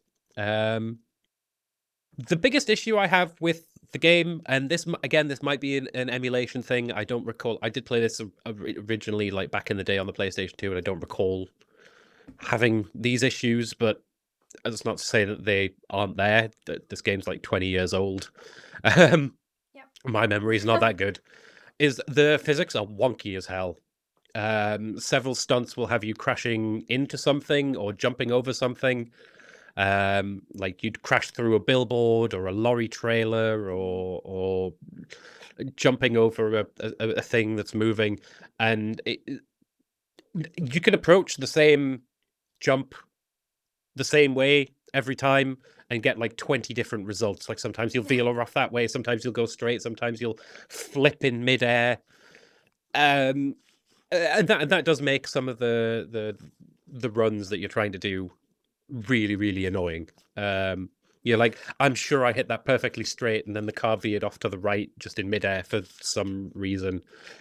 Um, and the only option you have when that happens is to restart the whole level again, back from the very first Yeah. stunt. So if there's a big set piece at the end where you want to jump through a billboard or something, and you screw it up on that last bit, you have to play the whole mission again to do it. The missions aren't. So for the long ones, how long are I was they? going to say they're not that long. The longest ones, sort of towards the end of the game, are maybe 1.5, 2 minutes max, Okay. which isn't a huge amount, but when you're doing it 10, Yeah. 15, 20, 25, 30 times to get the Adds perfect up. run, it really does add up. And you're just doing that same repetitive thing, especially when it's like one or two tricks at the end of the string that you can't quite get right, and there's no way to just practice without having just to do the whole thing again and again and again and again to get there. And again. Yeah. In that sense, it kind of really reminded me of playing a game like Dirt Rally, stringing all the moves together to get the perfect run.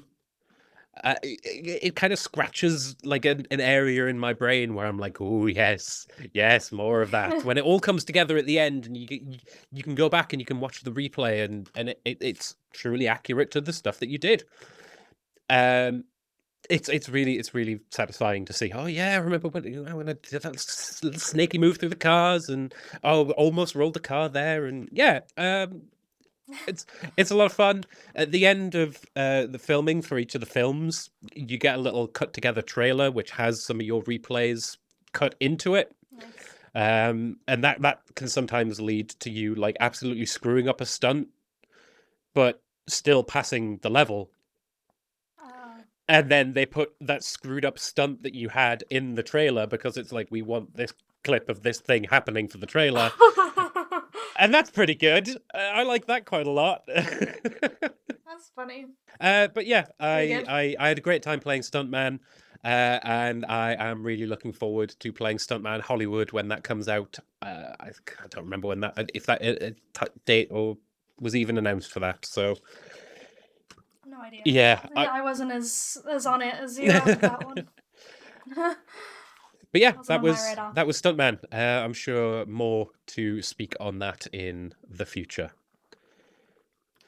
Yes. Right, I shall now tell you all about my new obsession. Which is the half of the reason I bought the Switch 2. So I didn't think I was gonna buy a Switch 2. Then Summer Games Fest, they announced the Ocarina of Time remake. I love Ocarina of Time. I actually don't think I ever finished the original, despite having played like the first 3/4 many times. So I was like, yes, hell yes, want to play this so much. And I've been wanting to play Pokopia for a little while because that's my kind of game. So I bought a Switch 2, and I was sick. I was sick and I wanted to spend money, make myself feel better. So I bought a Switch 2, so I could play it. The first few days I had it, I didn't play huge amounts because I was still like very much napping through the days. But as soon as I could actually spend some time doing something rather than just watching TV, I did start playing Pokopia. So think Animal Crossing, think Minecraft, think Dragon Quest Builders, and then of course Pokemon. Of course, Pokemon. This All mixed is into from one. the same team that made Dragon Quest Builders, I believe. Yes, Yeah. it is. Okay. So it's a game where you play as Ditto, but Ditto is cosplaying as a human. Morphed into his old trainer, essentially. And it's a post-apocalyptic Pokemon world where there's no more humans. You wake up and like there's only like one Pokemon, which is a Tangrowth, like a tangly guy. And he's got these glasses on and he's a professor. Oh. And he's very smart. So he like is the way that you learn the game. So he like teaches you about the world and says, "Oh yes, you can do this. I have an idea." Blah blah blah. So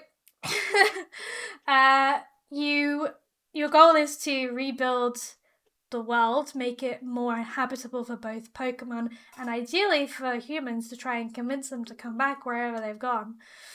And so you're watering the barren landscape, which is all like dried up, and you're planting flowers and grass and trees and making little habitats for Pokemon.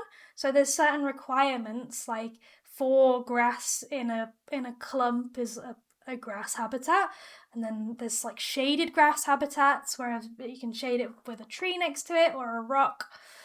Various different, and it goes way more complex than that. Of course, do you get recipes for these habitats? Are you told how to create them, or are you just like throwing stuff together and being like, yeah, that might be a thing? You mostly know what they are. There's been no point where I've got all of the habitats that I know and I'm like, oh, I don't know anymore, and I've still got Pokemon to find. There's always been some that I've had information on. So it starts you off being like, do this grass, and you do it, and it's like, you've built this habitat, and it goes into your like habitat decks, like how you Right, have a okay, Pokedex. yeah. So you got Pokedex and a habitat dex. And the habitat dex tells you obviously what makes up a habitat, and then it also gives you hints as to like which Pokemon can potentially come from that habitat, because only certain Pokemon will come from certain habitats. Yeah. And you can get hints as to more habitats by finding traces of Pokemon, which is like a shiny bit on the ground that you go up to and inspect. And it'll be like, oh, and then it will like show you a habitat that is that trace of the Pokemon. It has like a shadow figure of the Pokemon to tell you which one it is. If you know your Pokemon well enough, you'll probably be able to know what it is. So who's that Pokemon? It is. Yeah. Yeah. So who's it's that Pokemon? Pikachu! Yeah. I was just thinking of that meme. Yeah. It's Clefairy! Fuck! Yeah. It's that in the habitat text. So if you go, oh, I really want that Pokemon, then you can, and you've seen it once in a trace of a Pokemon, you can go and specifically make that habitat and then hope that it'll come. And you gotta sometimes wait a little bit for them to arrive. They can be like rare, so you sometimes have to wait, or you have to wait for like rain or nighttime, depending on what Pokemon it is. And you can set up like a security camera to watch it. So they will like ping up on your screen when there's a Pokemon in the habitat that the camera is looking at. So you don't have to watch it all the time. Or you can just go away and then walk back to it every now and again to check. Because once they're there, they just like shake the grass for a while or rumble something that's in the habitat, and they won't leave again. Right, okay. Believe. So, you build up the habitats. There's like an environment level which tells you how nice the environment is, and as you unlock higher environment levels from building up the town, you unlock more crafting recipes and items in the shops. You can rebuild the Pokemon Center that's like crumbled in a certain location. You can build Pokemarts. You can build houses. There's pre-built houses you can put down and have Pokemon build, and it takes like a certain amount of time to build. Or you can just build houses yourselves with blocks, like Minecraft type thing. Okay. And it will recognize it as a house, where it's got like, I think it only needs one layer of blocks in like a square, and then a door. Okay. It's pretty simple. The good thing about the prefabricated buildings is they actually are bigger on the inside, so they take up less space in the environment, but they do take longer to build, and you have to get Pokemon to do it. Right, okay. Of certain types. So, and sometimes, yeah, it's like you have to wait till the next day in like real time. So that's the general gameplay. There's little main quests in each of the areas. There's like a bunch of different areas. There's 4 main ones for the main quests. So you start off in the first one, and the quest is to make it rain, because there's not been rain, it's all dried out. And it also makes some of the ground wet so you can rescue an Onyx from a cave that he's stuck in. Oh.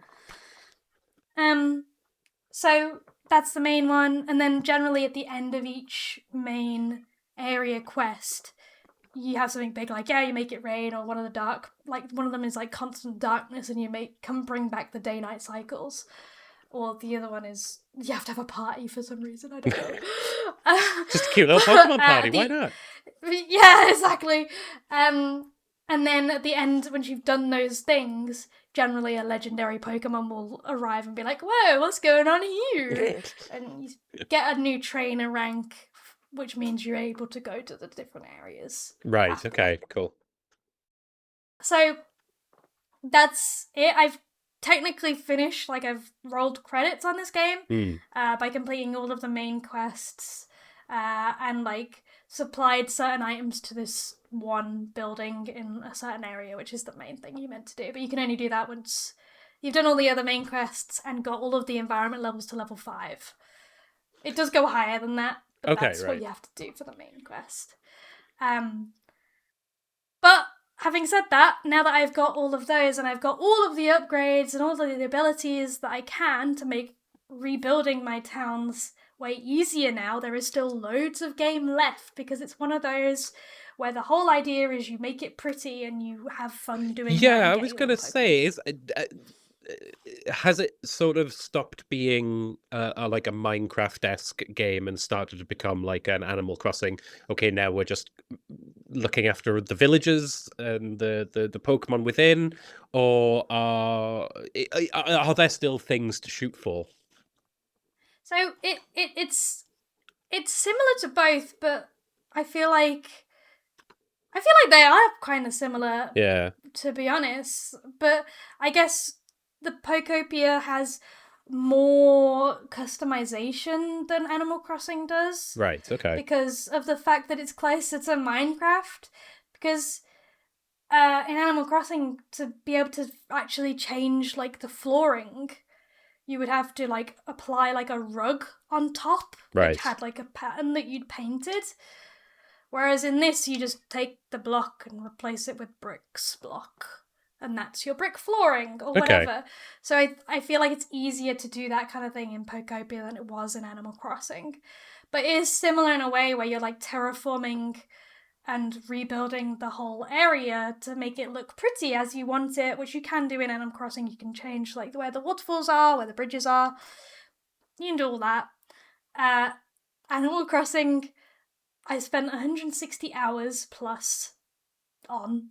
That sounds like a lot, but I know a couple of people who have spent maybe 10 times that much in Animal Crossing, so yeah, that checks out. Eventually I got bored because I terraformed my island how I wanted it, and then I'd collected all the fossils, I collected all the fish, I collected all the bugs, did all that stuff, and I was done. I don't know if I finished it, to be fair. I don't think I did, but I did enough that I was happy with it. Because certain things are like rare chances of getting fossils and that kind of thing. This, four different main areas for the main quest. There's also one area that is like, do what you want with it. It's like your own Animal Crossing type area. I mean, to be fair, you can customize the main areas as much as you want. You can even move the Pokemon Center with a relocation kit to move it anywhere. Okay. You could get rid of a bunch of stuff if you wanted so you can like, just set things up how you want them to. You can. But like the main one that you're probably meant to do that on is this last one, which is way bigger than all of the others. So you have loads of room for stuff. So scale-wise, it's like maybe 5 times, maybe more bigger than an Animal Crossing map. So it's huge. Right. Yeah, that sounds... When you can take into account all of the different islands, like the different areas, you could do so much with this. It's absolutely huge. And there's just so many items. There is part of the RNG aspect of crafting recipes and items as well, though. And that's similar to Animal Crossing, where there's like a shining thing in the ground and you can punch it and you'll find a relic. It's like an item you can display or use as decoration. But there's also like rippling waves that you jump in and find recipes from, or items. But ideally you're looking for recipes, which is what you want. Sure. But those are also luck based on what you get. So sometimes you can be like, I was Googling because I wanted to match a house, like there's partially destroyed houses in some of the areas. And I was like, I want to rebuild this house, but I want to keep the blocks that it's using. Oh, okay, yeah. I wonder how I can get those blocks. And I was like, I'll punch this block so it tells me what it's called, and then I can put it back. Yeah. And I looked online, because it's one of those games. Yeah, sure. You need a wiki open to figure anything out, yeah. Yeah, it's like Stardew Valley, yeah. that aspect. And I was like, okay, rough wall. How do I get rough wall?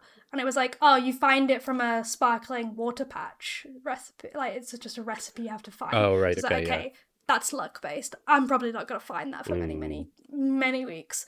That's fine. I'll come back and do it at a different time when I have it, or I'll change it into something else. You've got the option to go off and do 1,000 other things. Yeah. You don't need to sit there and be like, why can't I get the rough wall? Yeah, exactly. So I went and did some other stuff. But there is that aspect of RNG. There's fossils to find, similar to Animal Crossing, which you can display on exhibition stands. I haven't made a full dinosaur with my fossils yet. I haven't found all of one type yet. Oh. But it was like, put fossils on an exhibition stand and see what happens. And I was like, I really want to know what happens, but I don't yet. And there's also like a strange wall in one of the areas it's like mosaics go here, and I found like one, and there's like loads of spaces. So I think that's a similar thing to like the fossils, where it's like RNG based, and ideally once you find them all, you can make this big like mosaic picture on this wall or something. Okay. I don't know, but that's what I mean when I say there's so much more of this game than what it has. I did the main game quest quite quickly because I figured I was gonna unlock more abilities as I went through it. Yeah. To make all of that terraforming and all the other stuff easier, and I did. After you finish the game, you get an ability that lets you basically fly around and do all sorts of shit. Ah, nice. So I was glad I did it, but some people will take their time, and that's also fair enough if you like to make it pretty as you go along. But I was like, no, I'm going to finish it and get the thing that's going to make it quicker overall, because I do not have the time to walk around and then like place a block underneath me to bring myself up to the height to then place something where I can just sure. turn into a magnetite. I can't remember his name. Magnemite. Magnemite. That sounds right. Yeah. And like just fly up and then place it instead. Like that's the kind of ease of building that it gives you by completing the game. So it's like creative mode in Minecraft kind of thing. Oh, that's good. It's not quite as easy as that. Because you still need all the blocks go and all do the stuff do right. stuff. Yeah. But yeah, but it lets you fly around and stuff. So yeah, that's what I've nice. been playing a lot of. I think you're going to continue playing a lot of this, and I'm going to slow down. Yeah.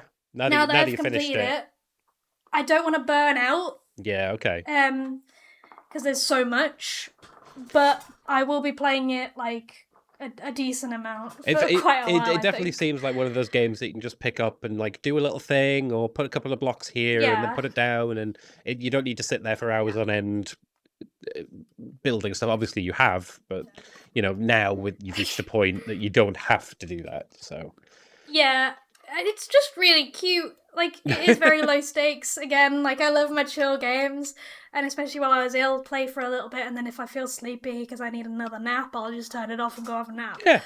I can stop at any point, and it's also really cute. I think that's the good part about incorporating the Pokemon aspect is it's really just made it really cute. And I'm like, I got Pichu, I got Pikachu, and Joe made me go and get Coughing, because that's his favourite guy.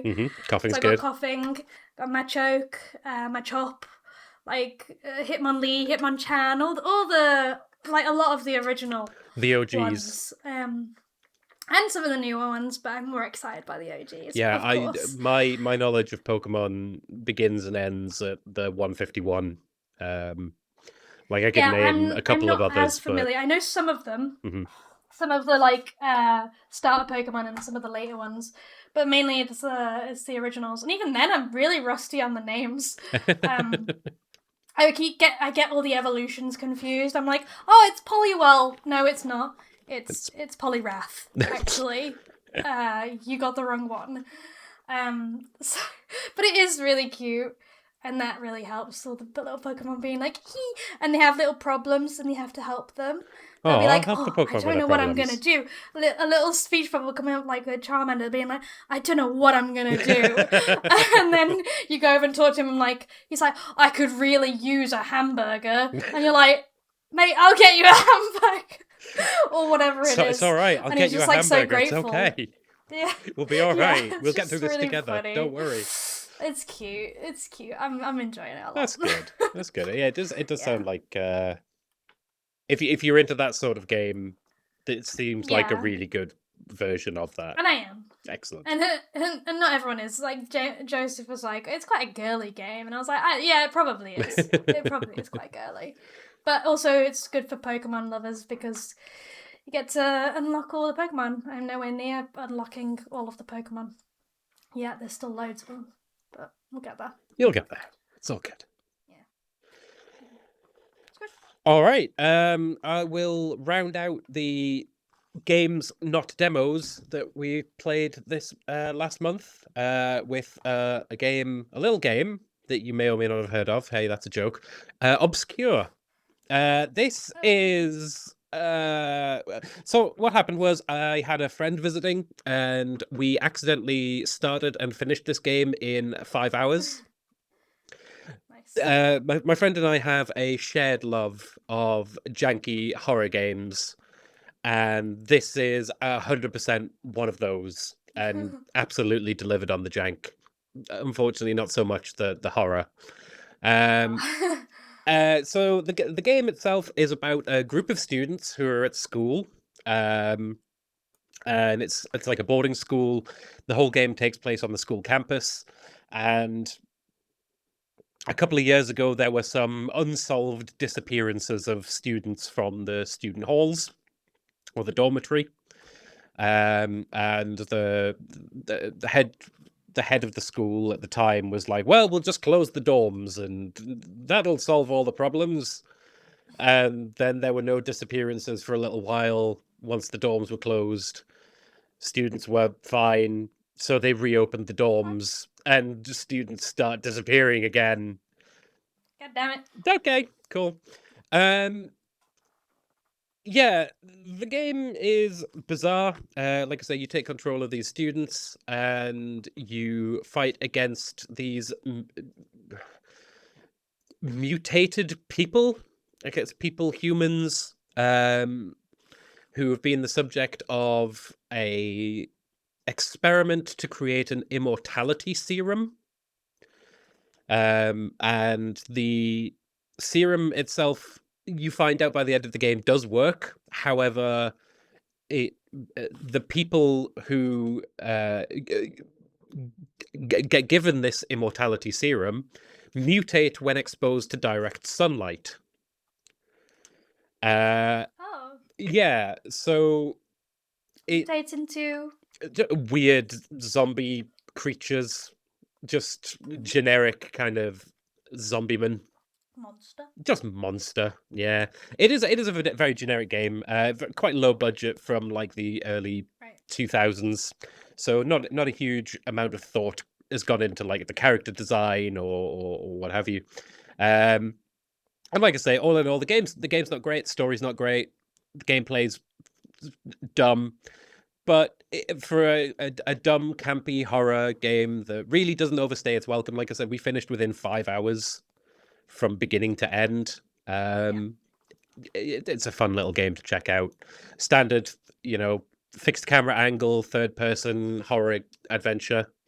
You can take control of two characters at a time, which you can have two players controlling one character each, which is an interesting way of doing a horror game. Um, Yeah. That's weird. and over the course of the game, you can recruit up to sort of five students, as you five scripted specific students. It's not just like anybody you meet you can Yeah. recruit. um uh but the interesting thing is, like, if one of the characters that you're controlling dies, they're gone, they're dead forever. there's no Oh. there's no bringing them back.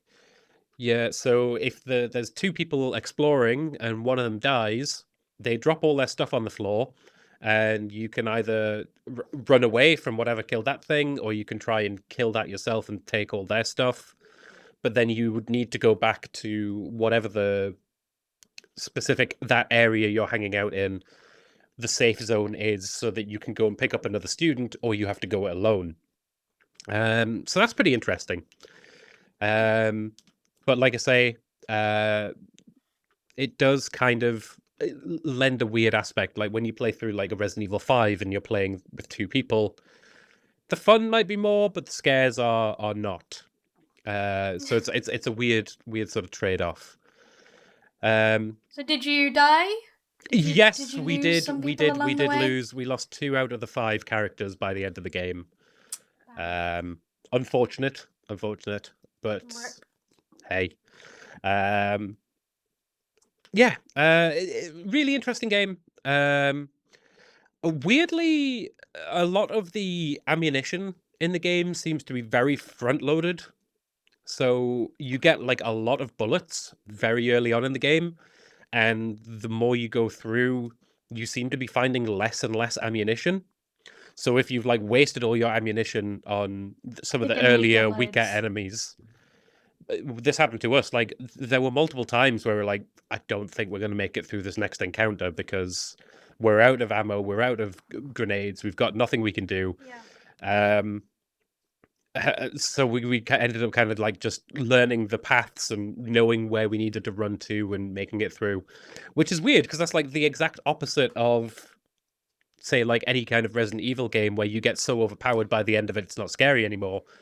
Kind of goes the Yeah, other you way. usually Like, start with hardly any ammo, and yeah. then you get like the RPG or the shotgun or rifle or whatever it is. And you do get like different weapons, and you've always got a melee weapon to fall back on. But again, like if you're low on health and you're fighting like big enemies with a melee weapon, it's not Yeah, gonna not work gonna out go very the well. best for you. But yeah, I had a good time. It's just nice to hang out with a friend and play a silly game sometimes. Yeah, I Um, mean that's part of why you'll have enjoyed it more, exactly, right? exactly. Yeah, I did start playing it by myself, and I was kind of like, this seems like something I should play through with this one specific friend who's Yeah, also into these silly that's horror game nice. stuff. And the good news is that there's a sequel, Obscure 2. So I look forward to playing that at some point in the future. Cool, nice. Right, Danny, why don't you? We're going over long. We've got 5-star run times So for long. 5-star podcasts, but it's all good. Danny, you've played a couple of demos from the Steam Next Fest. Why don't you tell us about Yes, what you've played there? I only realized it was the end of Next Fest like the night before, so I actually didn't even fully play one of these because I was like, it's bedtime. I need to go to bed. But I did play a couple. So first one I played was called ReStory. Um, it's electronic repair game. Yes, I've So seen you I've run seen like a this. I little haven't played it, but repair I saw shop. this one. Yeah, It's like a cozy game again. I have a theme today. that's all right. Sometimes you just need to be Um, cozy. It's all right. so you get given electronics broken, you take it apart, take all the screws off, put it on your desk, clean stuff if it just needs a clean, because a lot of the time when electronics break, it's actually mostly just dust and the dirt.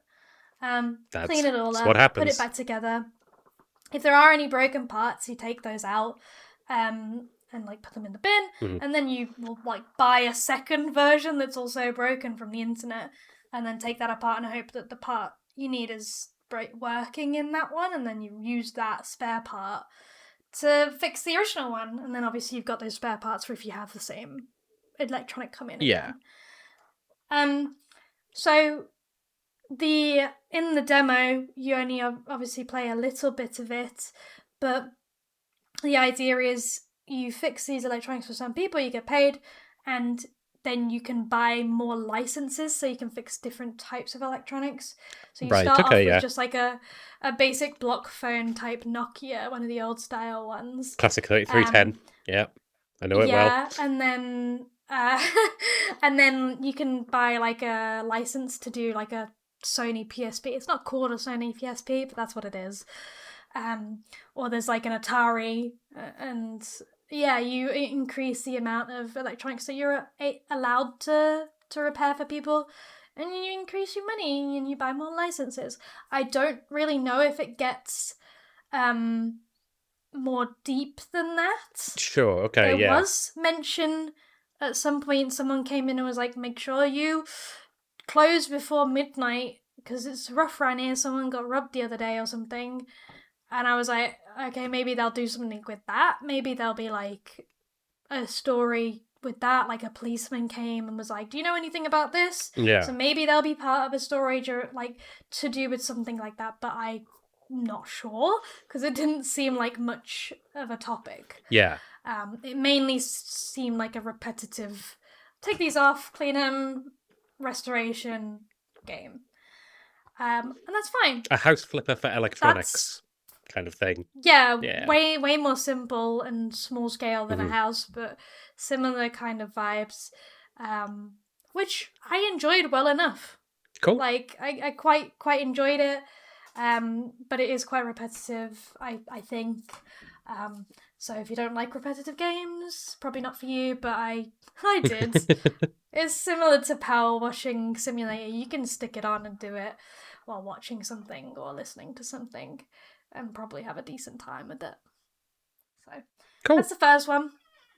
The second one demo I played, which is the only other demo I played, was called Otterly Lost. Aww. And obviously that's why I played it, because Sure. it's a cute little otter and he gets lost. Aww. You wake up lost and you're like, I don't know where I am. And then I think it's a whale or a turtle. Is like, it might be a turtle actually. I can't remember. I think it's a turtle. It's like, oh, hello, I'll help you. Go find these flowers for me. For some reason. Okay. So you go off, you swim around, finding some of the flowers like underwater flowers, so you have to go underneath and get them, or somewhere on the land. And you have to there's like loads of different side quests in this and like tools. So you start off with just a stone, just a rock that you carry around, and if you go to the surface and swim on the surface, you swim on your back holding the stone in your belly. Really cute. And then you get currency. You get cosmetics for like little hats and a backpack and that kind of thing. Naturally. Very cute. You get more tools at some point. Like I got some shears to cut up. I used it to cut up like some wool that was blocking a river for someone. And then I kept the shears, and then you can use those to harvest certain of the plants. You get some rock climbing gear at some point. Oh, okay. To climb up the mountains to find certain flowers that are only on the mountains. And then there's like little buoys that you can pay using the currency. I think the currency is shells from memory. To like unlock fast travel between the buoys. Right. Okay. Yeah. So it's like a little exploratory, cute little otter game. Yeah. And I enjoyed good. what I did. I didn't finish the demo. I don't know how much you can play of the demo, or could play of the demo, because I was like, I already know this is very cute and I am liking it. I don't need to play anymore. Yeah, I get like that with some demos. I'm kind of like, yeah, okay, I've seen enough. This has sold me. I'm good. Yeah. It's pretty simple. It's underwater, on land, little otter. Talk to other animals, get little quests. Try and find your way back home eventually, hopefully. Nice. Like Stray, but not her. Yeah. Yeah, sure. It's very cartoony, rather than Stray is a bit more realistic, isn't it? But yeah. Oh, cool. Couple of games to keep an eye out for in the future. Yeah, I added them to my wish list. Nice. Cool. One. I played a couple of demos, but really just one that I have any major thoughts on and want to talk about, and that is the demo for Onimusha: Way of the Sword. It's very cool that we're getting anything Onimusha related in 2026. This was quite a big, I want to say, quite fairly big franchise. Like back in the sort of early 2000s, it was like, what if the first one, at least the first Onimusha, which they re-released on Steam in 2018, was very much like, hey, what if Resident Evil was about a demon swordsman? And that's really neat. And then they started to move away from sort of like the survival horror parts of it, but kept the demon swordsman. And that sort of brings us like to 2007, I think, was the last Onimusha game. Onimusha 4 for the PSP. It wasn't called Onimusha 4, it was called something else, but it's by the by. But yeah, and then we've got, coming out later this year, in September, we've got Onimusha: Way of the Sword, which is a brand new entry in the series, which is really neat. The demo itself is quite short. I beat it in just under an hour. And it does sort of follow the same formula as the previous Onimusha games. In this case, you play as a swordsman. The legendary swordsman Miyamoto Musashi, who's modeled after an old Japanese samurai famous actor called Toshihiro Mifune, who's in a lot of Akira Kurosawa movies. like the Seven Samurai and Ran and things like that. And Miyamoto Musashi has acquired a demon gauntlet, and has to cut his way through an army of demons that have overrun the town. The demo itself is set in Kiyomizu-dera, which is a temple in Kyoto that I've been to several times and have considered to be one of the most beautiful places on Earth. So this demo was really cool for that reason, and I was like, "Oh, it's on the platform, and it's yeah." So cool. I'm really looking forward to that. The combat itself is pretty smooth. The fights seem to flow fairly well. It's almost got that Arkham Asylum style combat to it, which I feel might be a big concern of mine for this game. In the previous entries, enemies would kind of do their attacks on, I guess you would kind of say, on like a timer. So like one enemy would do an attack and then another enemy would do an attack, and once that sort of the timer reset on that original enemy, he would attack again, and that can lead to people having different attack timers and you getting attacked from different angles at different times and having to really dodge and parry and stuff like that. That doesn't happen in this at least in this demo.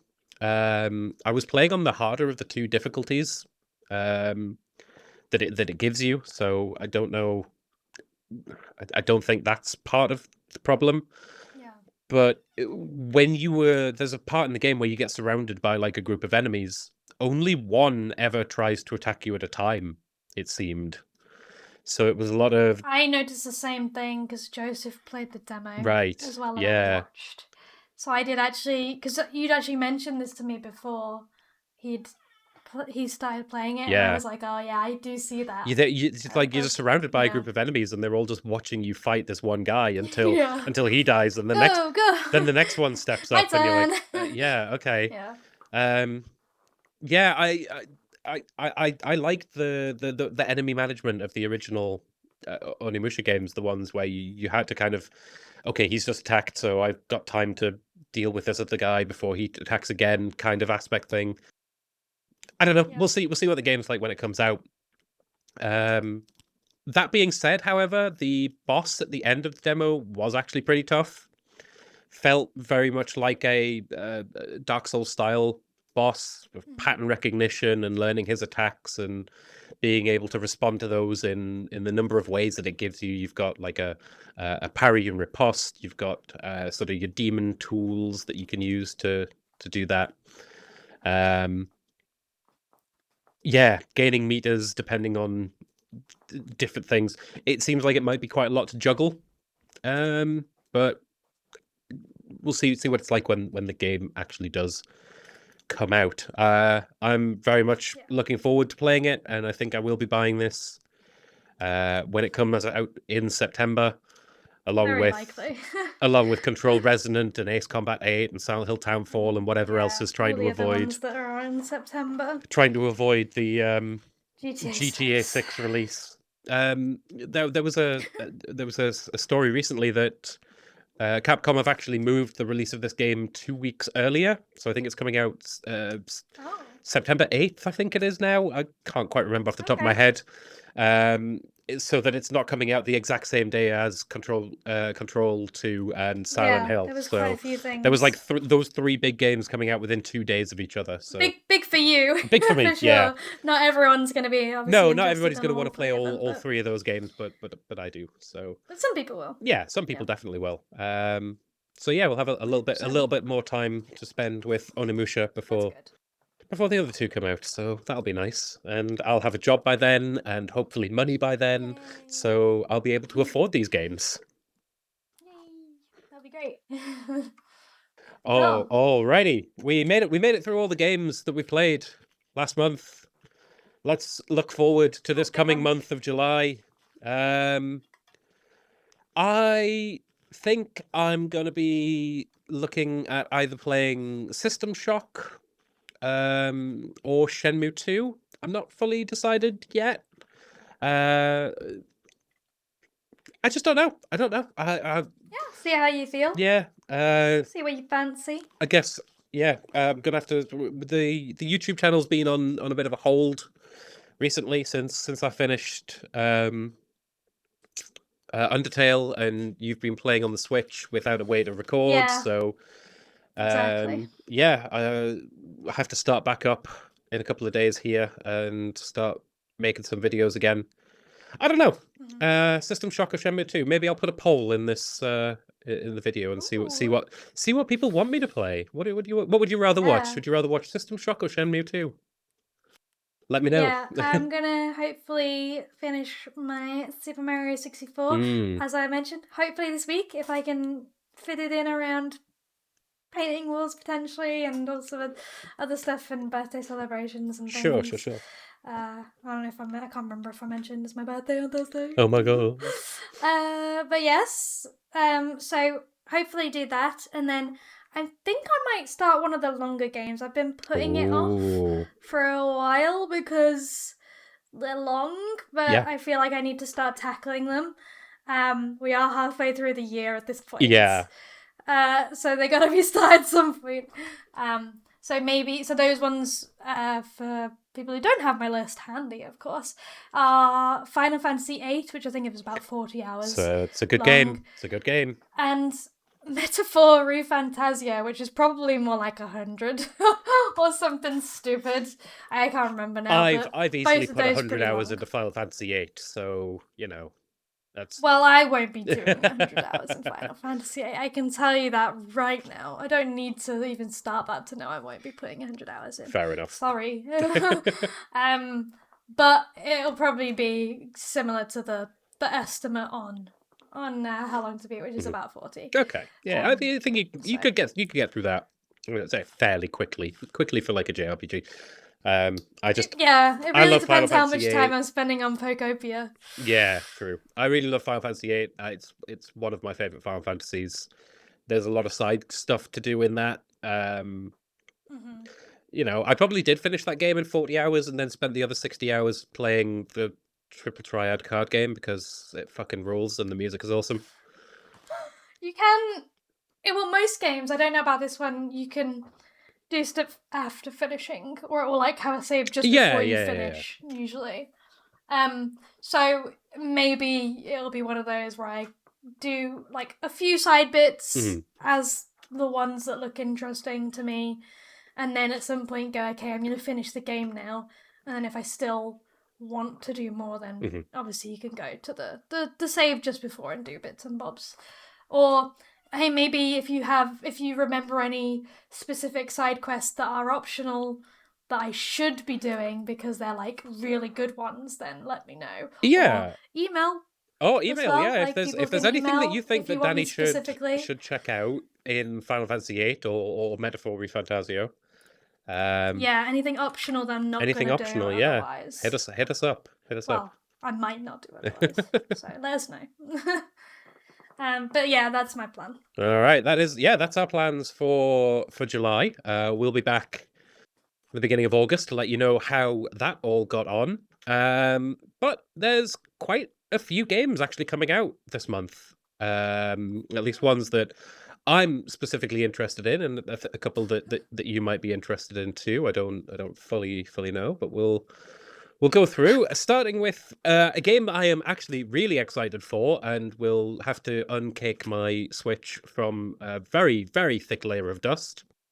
On the 2nd of July, we've got Rhythm Heaven Groove. I love the Rhythm Heaven games. They are amazing. I'm really looking forward to this one.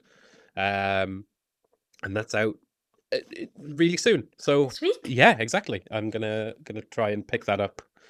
Tomorrow If as this budget. comes And out. tomorrow, if you're listening to this, it's only one more day to Rhythm Heaven Groove. We got it. Come on, let's go. A week later, on the 9th of July, we've got Assassin's Creed Black Flag Resynced. You're an Assassin's Creed enjoyer. I mean, you've played I some of am. them, I guess. That's more than I have. I am. It's like, well, it was, I guess, one of my favorite series. I really enjoyed Black Flag, but I've played it and I don't have any No reason to go back any to need it. to go Nah. back. And to be honest, even some of the latest Assassin's Creeds, I have not bought, I have not played.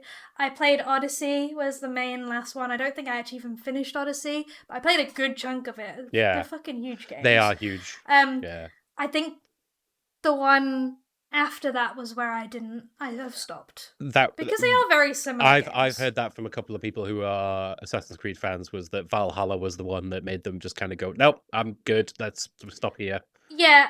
I think Valhalla is like a concept seemed alright. Yeah. But I just didn't buy it just because I've played a lot of Assassin's Creed games at this point. And I feel like that's kind of the fatigue has set in for a lot of people. I heard a lot of the same arguments around Assassin's Creed Shadows, the most recent one set in Japan. It was like the concept seems solid, again, but seems good. Like Japan, I'm good. Awesome, thanks. Yeah, but like it's gonna be the same style of game. They did have a little bit of a switch up at some point during the series, and I think it was the first one was Origins, where they changed the combat system from a hold LT to like parry and then like just mash X was originally how it played, and then it got a bit harder in the combat at Origins and onwards. I think it was that one. So it did switch it up a little bit, and that was kind of good because made it somewhat different, but they are very similar games. I enjoyed the games. I just don't have enough time to be spending on them to do the same thing again. It changed up the formula and implemented its own new formula, but in doing so, made the games about 3 times as long, and people were kind of like, whoa, no. Who has the time? Yeah, so I'm not gonna be buying Resynced, Black Flag Resynced, but and I'm kind of surprised that they did it in a lot of ways, because I keep thinking it's not that old of a game. How old is that game? The game's about 15 years old now. Oh, okay, pretty sure that came out in the Xbox 360. Like that's. I'm not old, but like yeah. That is actually a decent amount of time ago. But I think that would still probably run pretty well on an Xbox. Yeah, I imagine it probably would. I think Ubisoft are really struggling at the moment.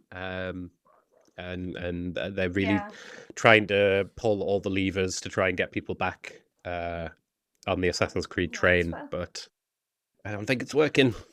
Anyway, we'll see how that sells. Yeah, that's out on the 9th of July. On a week later, on the 15th of July, is a game that I'm really excited for. Is Densha Attack. This is the train delivery game. It's like a rhythm game where you control a train. It looks incredible, and I did play the demo for it, but it was one of those, like we were talking about earlier, where I was like, I've seen enough of this demo. I know I'm going to buy this, so I'm just going to put this down now. So that's really cool. A day after Densha Attack, we've got 3 games coming out.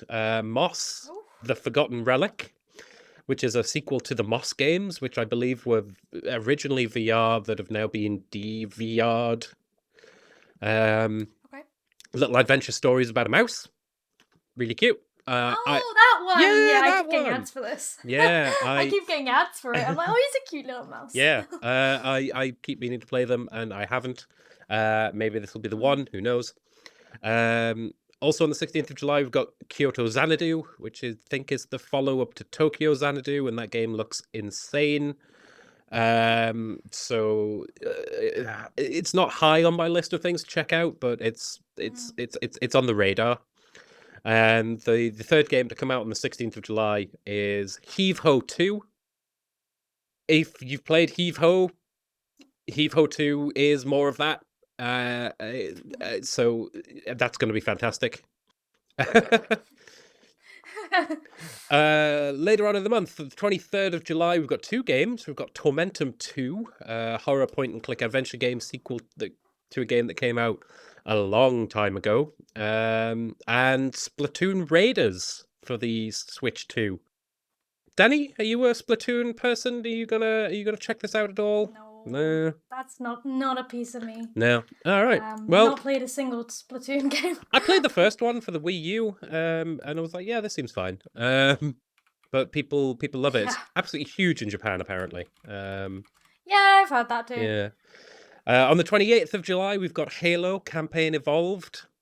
I'm not a Halo fan. I've played 1 to 4 and kind of gave up after that. This is Yeah. this is a full remake of the first campaign of Halo 1, just the campaign, no multiplayer. I don't see the point in it, I'll be honest. This seems like a mistake, a bad move, but there we go. I played a little bit of the original Halo games, but it was mainly because my brother wanted to play it multiplayer Sure. with me. That makes sense, yeah. That's why. I was forced. Yeah, yeah. Yeah. I played the first Halo when it first came out, and it was great when it first came out. That was 25 years ago. I don't know why people keep a torch lit for Halo. It's a series that hasn't been good for a very long time, and re-releasing the It's first. maybe the nostalgia of it. It's probably the nostalgia of it, but I think re-releasing the first game again doesn't seem like a smart move. But hey, nothing that Microsoft are doing right now seems like a smart move. A day later, on the 29th of July, we've got Strange Scaffold are back at it again with Truck-kun is supporting me from another world. This is a Crazy Taxi isekai game where you play as a truck driver who accidentally kills a girl and sends her into an isekai world where she becomes a warrior, and you have to run over things in the real world to support her in her isekai world. There's a demo for this, or was a demo for this. I don't know if it might still be up. This was at Summer Next Fest. Again, I played enough of this demo to kind of go, yeah, I'm 100% in on this one. I'm gonna play this for sure. And then a day later again, on the 30th of July, right at the end of the month here, there's a game, one that I spotted that I thought you might be somewhat interested in, called Turnip yes, Mountain. I've seen your notes saying one for Danny, maybe? Maybe? I only just noticed it when you were going through those, so I did have a little look very quickly just now. Does seem interesting. A little climbing game, fun 2 little climbing game. hands. It looks a lot like Kinda Heave go Ho. like... Your little guy's a lot like the guy from Heave Ho. yeah, he looks, but he's a turnip. But he's a turnip. Clearly. Yeah. Cool little climbing game. I don't know. Yeah. I saw the demo for it and I was like, yeah, that looks really interesting. And that looks interesting for sure. I was gonna say if there was, I was just looking to see if there was a demo still up, but unfortunately, it doesn't look like there is. Oh, that's a shame. It must have just been for Next Fest. Yeah. But I've added to my wish list because it does look pretty good, and if it's there for like a decent price, I don't know if I paid too much for it, but if it's like a good price, then I might pick that up and have a little go. Cool. So I'll have to wait and see. All right, that about does it for the July releases. There's probably some that I've forgotten about or overlooked or what have it, but these are the ones that appealed to me when I was putting the list together. All right, Danny, have you got anything else to add? If you're dealing with the UK heatwave, it's on the tail end now, but I'm sure we'll have many more in the summer. Oof. Stay hydrated, stay cool. Put your sunglasses on so you look cool while you're being cool. And wear sun cream. Make sure you've got sun cream on. My God. Yes, stay safe. Stay safe. For sure. That's what I'll end with. All right. Thank you very much, everybody, for listening. Thank you very much, Danny, for being here for 2.5 hours chatting away. It's the longest one yet. Had a lot on this one. Yeah. Hopefully this doesn't become regular, but hey, you never know. Maybe this is it from now on. I do want to say, if you do have any recommendations for side content in either Final Fantasy VIII or Metaphor ReFantasio that you think Danny should check out, or if you want to send us an email about anything, you can do that at emails@clearthebacklog.com. That email address is regularly checked and works. Emails@clearthebacklog.com. Feel free to drop us a line. Can be about anything, really. Honestly, we're all. If you send us an email, there's a very good chance it's going to get read on the show. So do that. Emails@clearthebacklog.com. Good point. All right. Thank you very much to Kevin MacLeod for our outro music, Aerosol of My Love. You can find him at Compotech.com. or on YouTube with his dancing cursor. Danny, thank you very much for joining me again. Have a lovely month. And we'll see you in July? Oh, no, this July. August. We'll see you in August. August. Hey, fumble the outro. All right, we're out of here. Bye. Bye.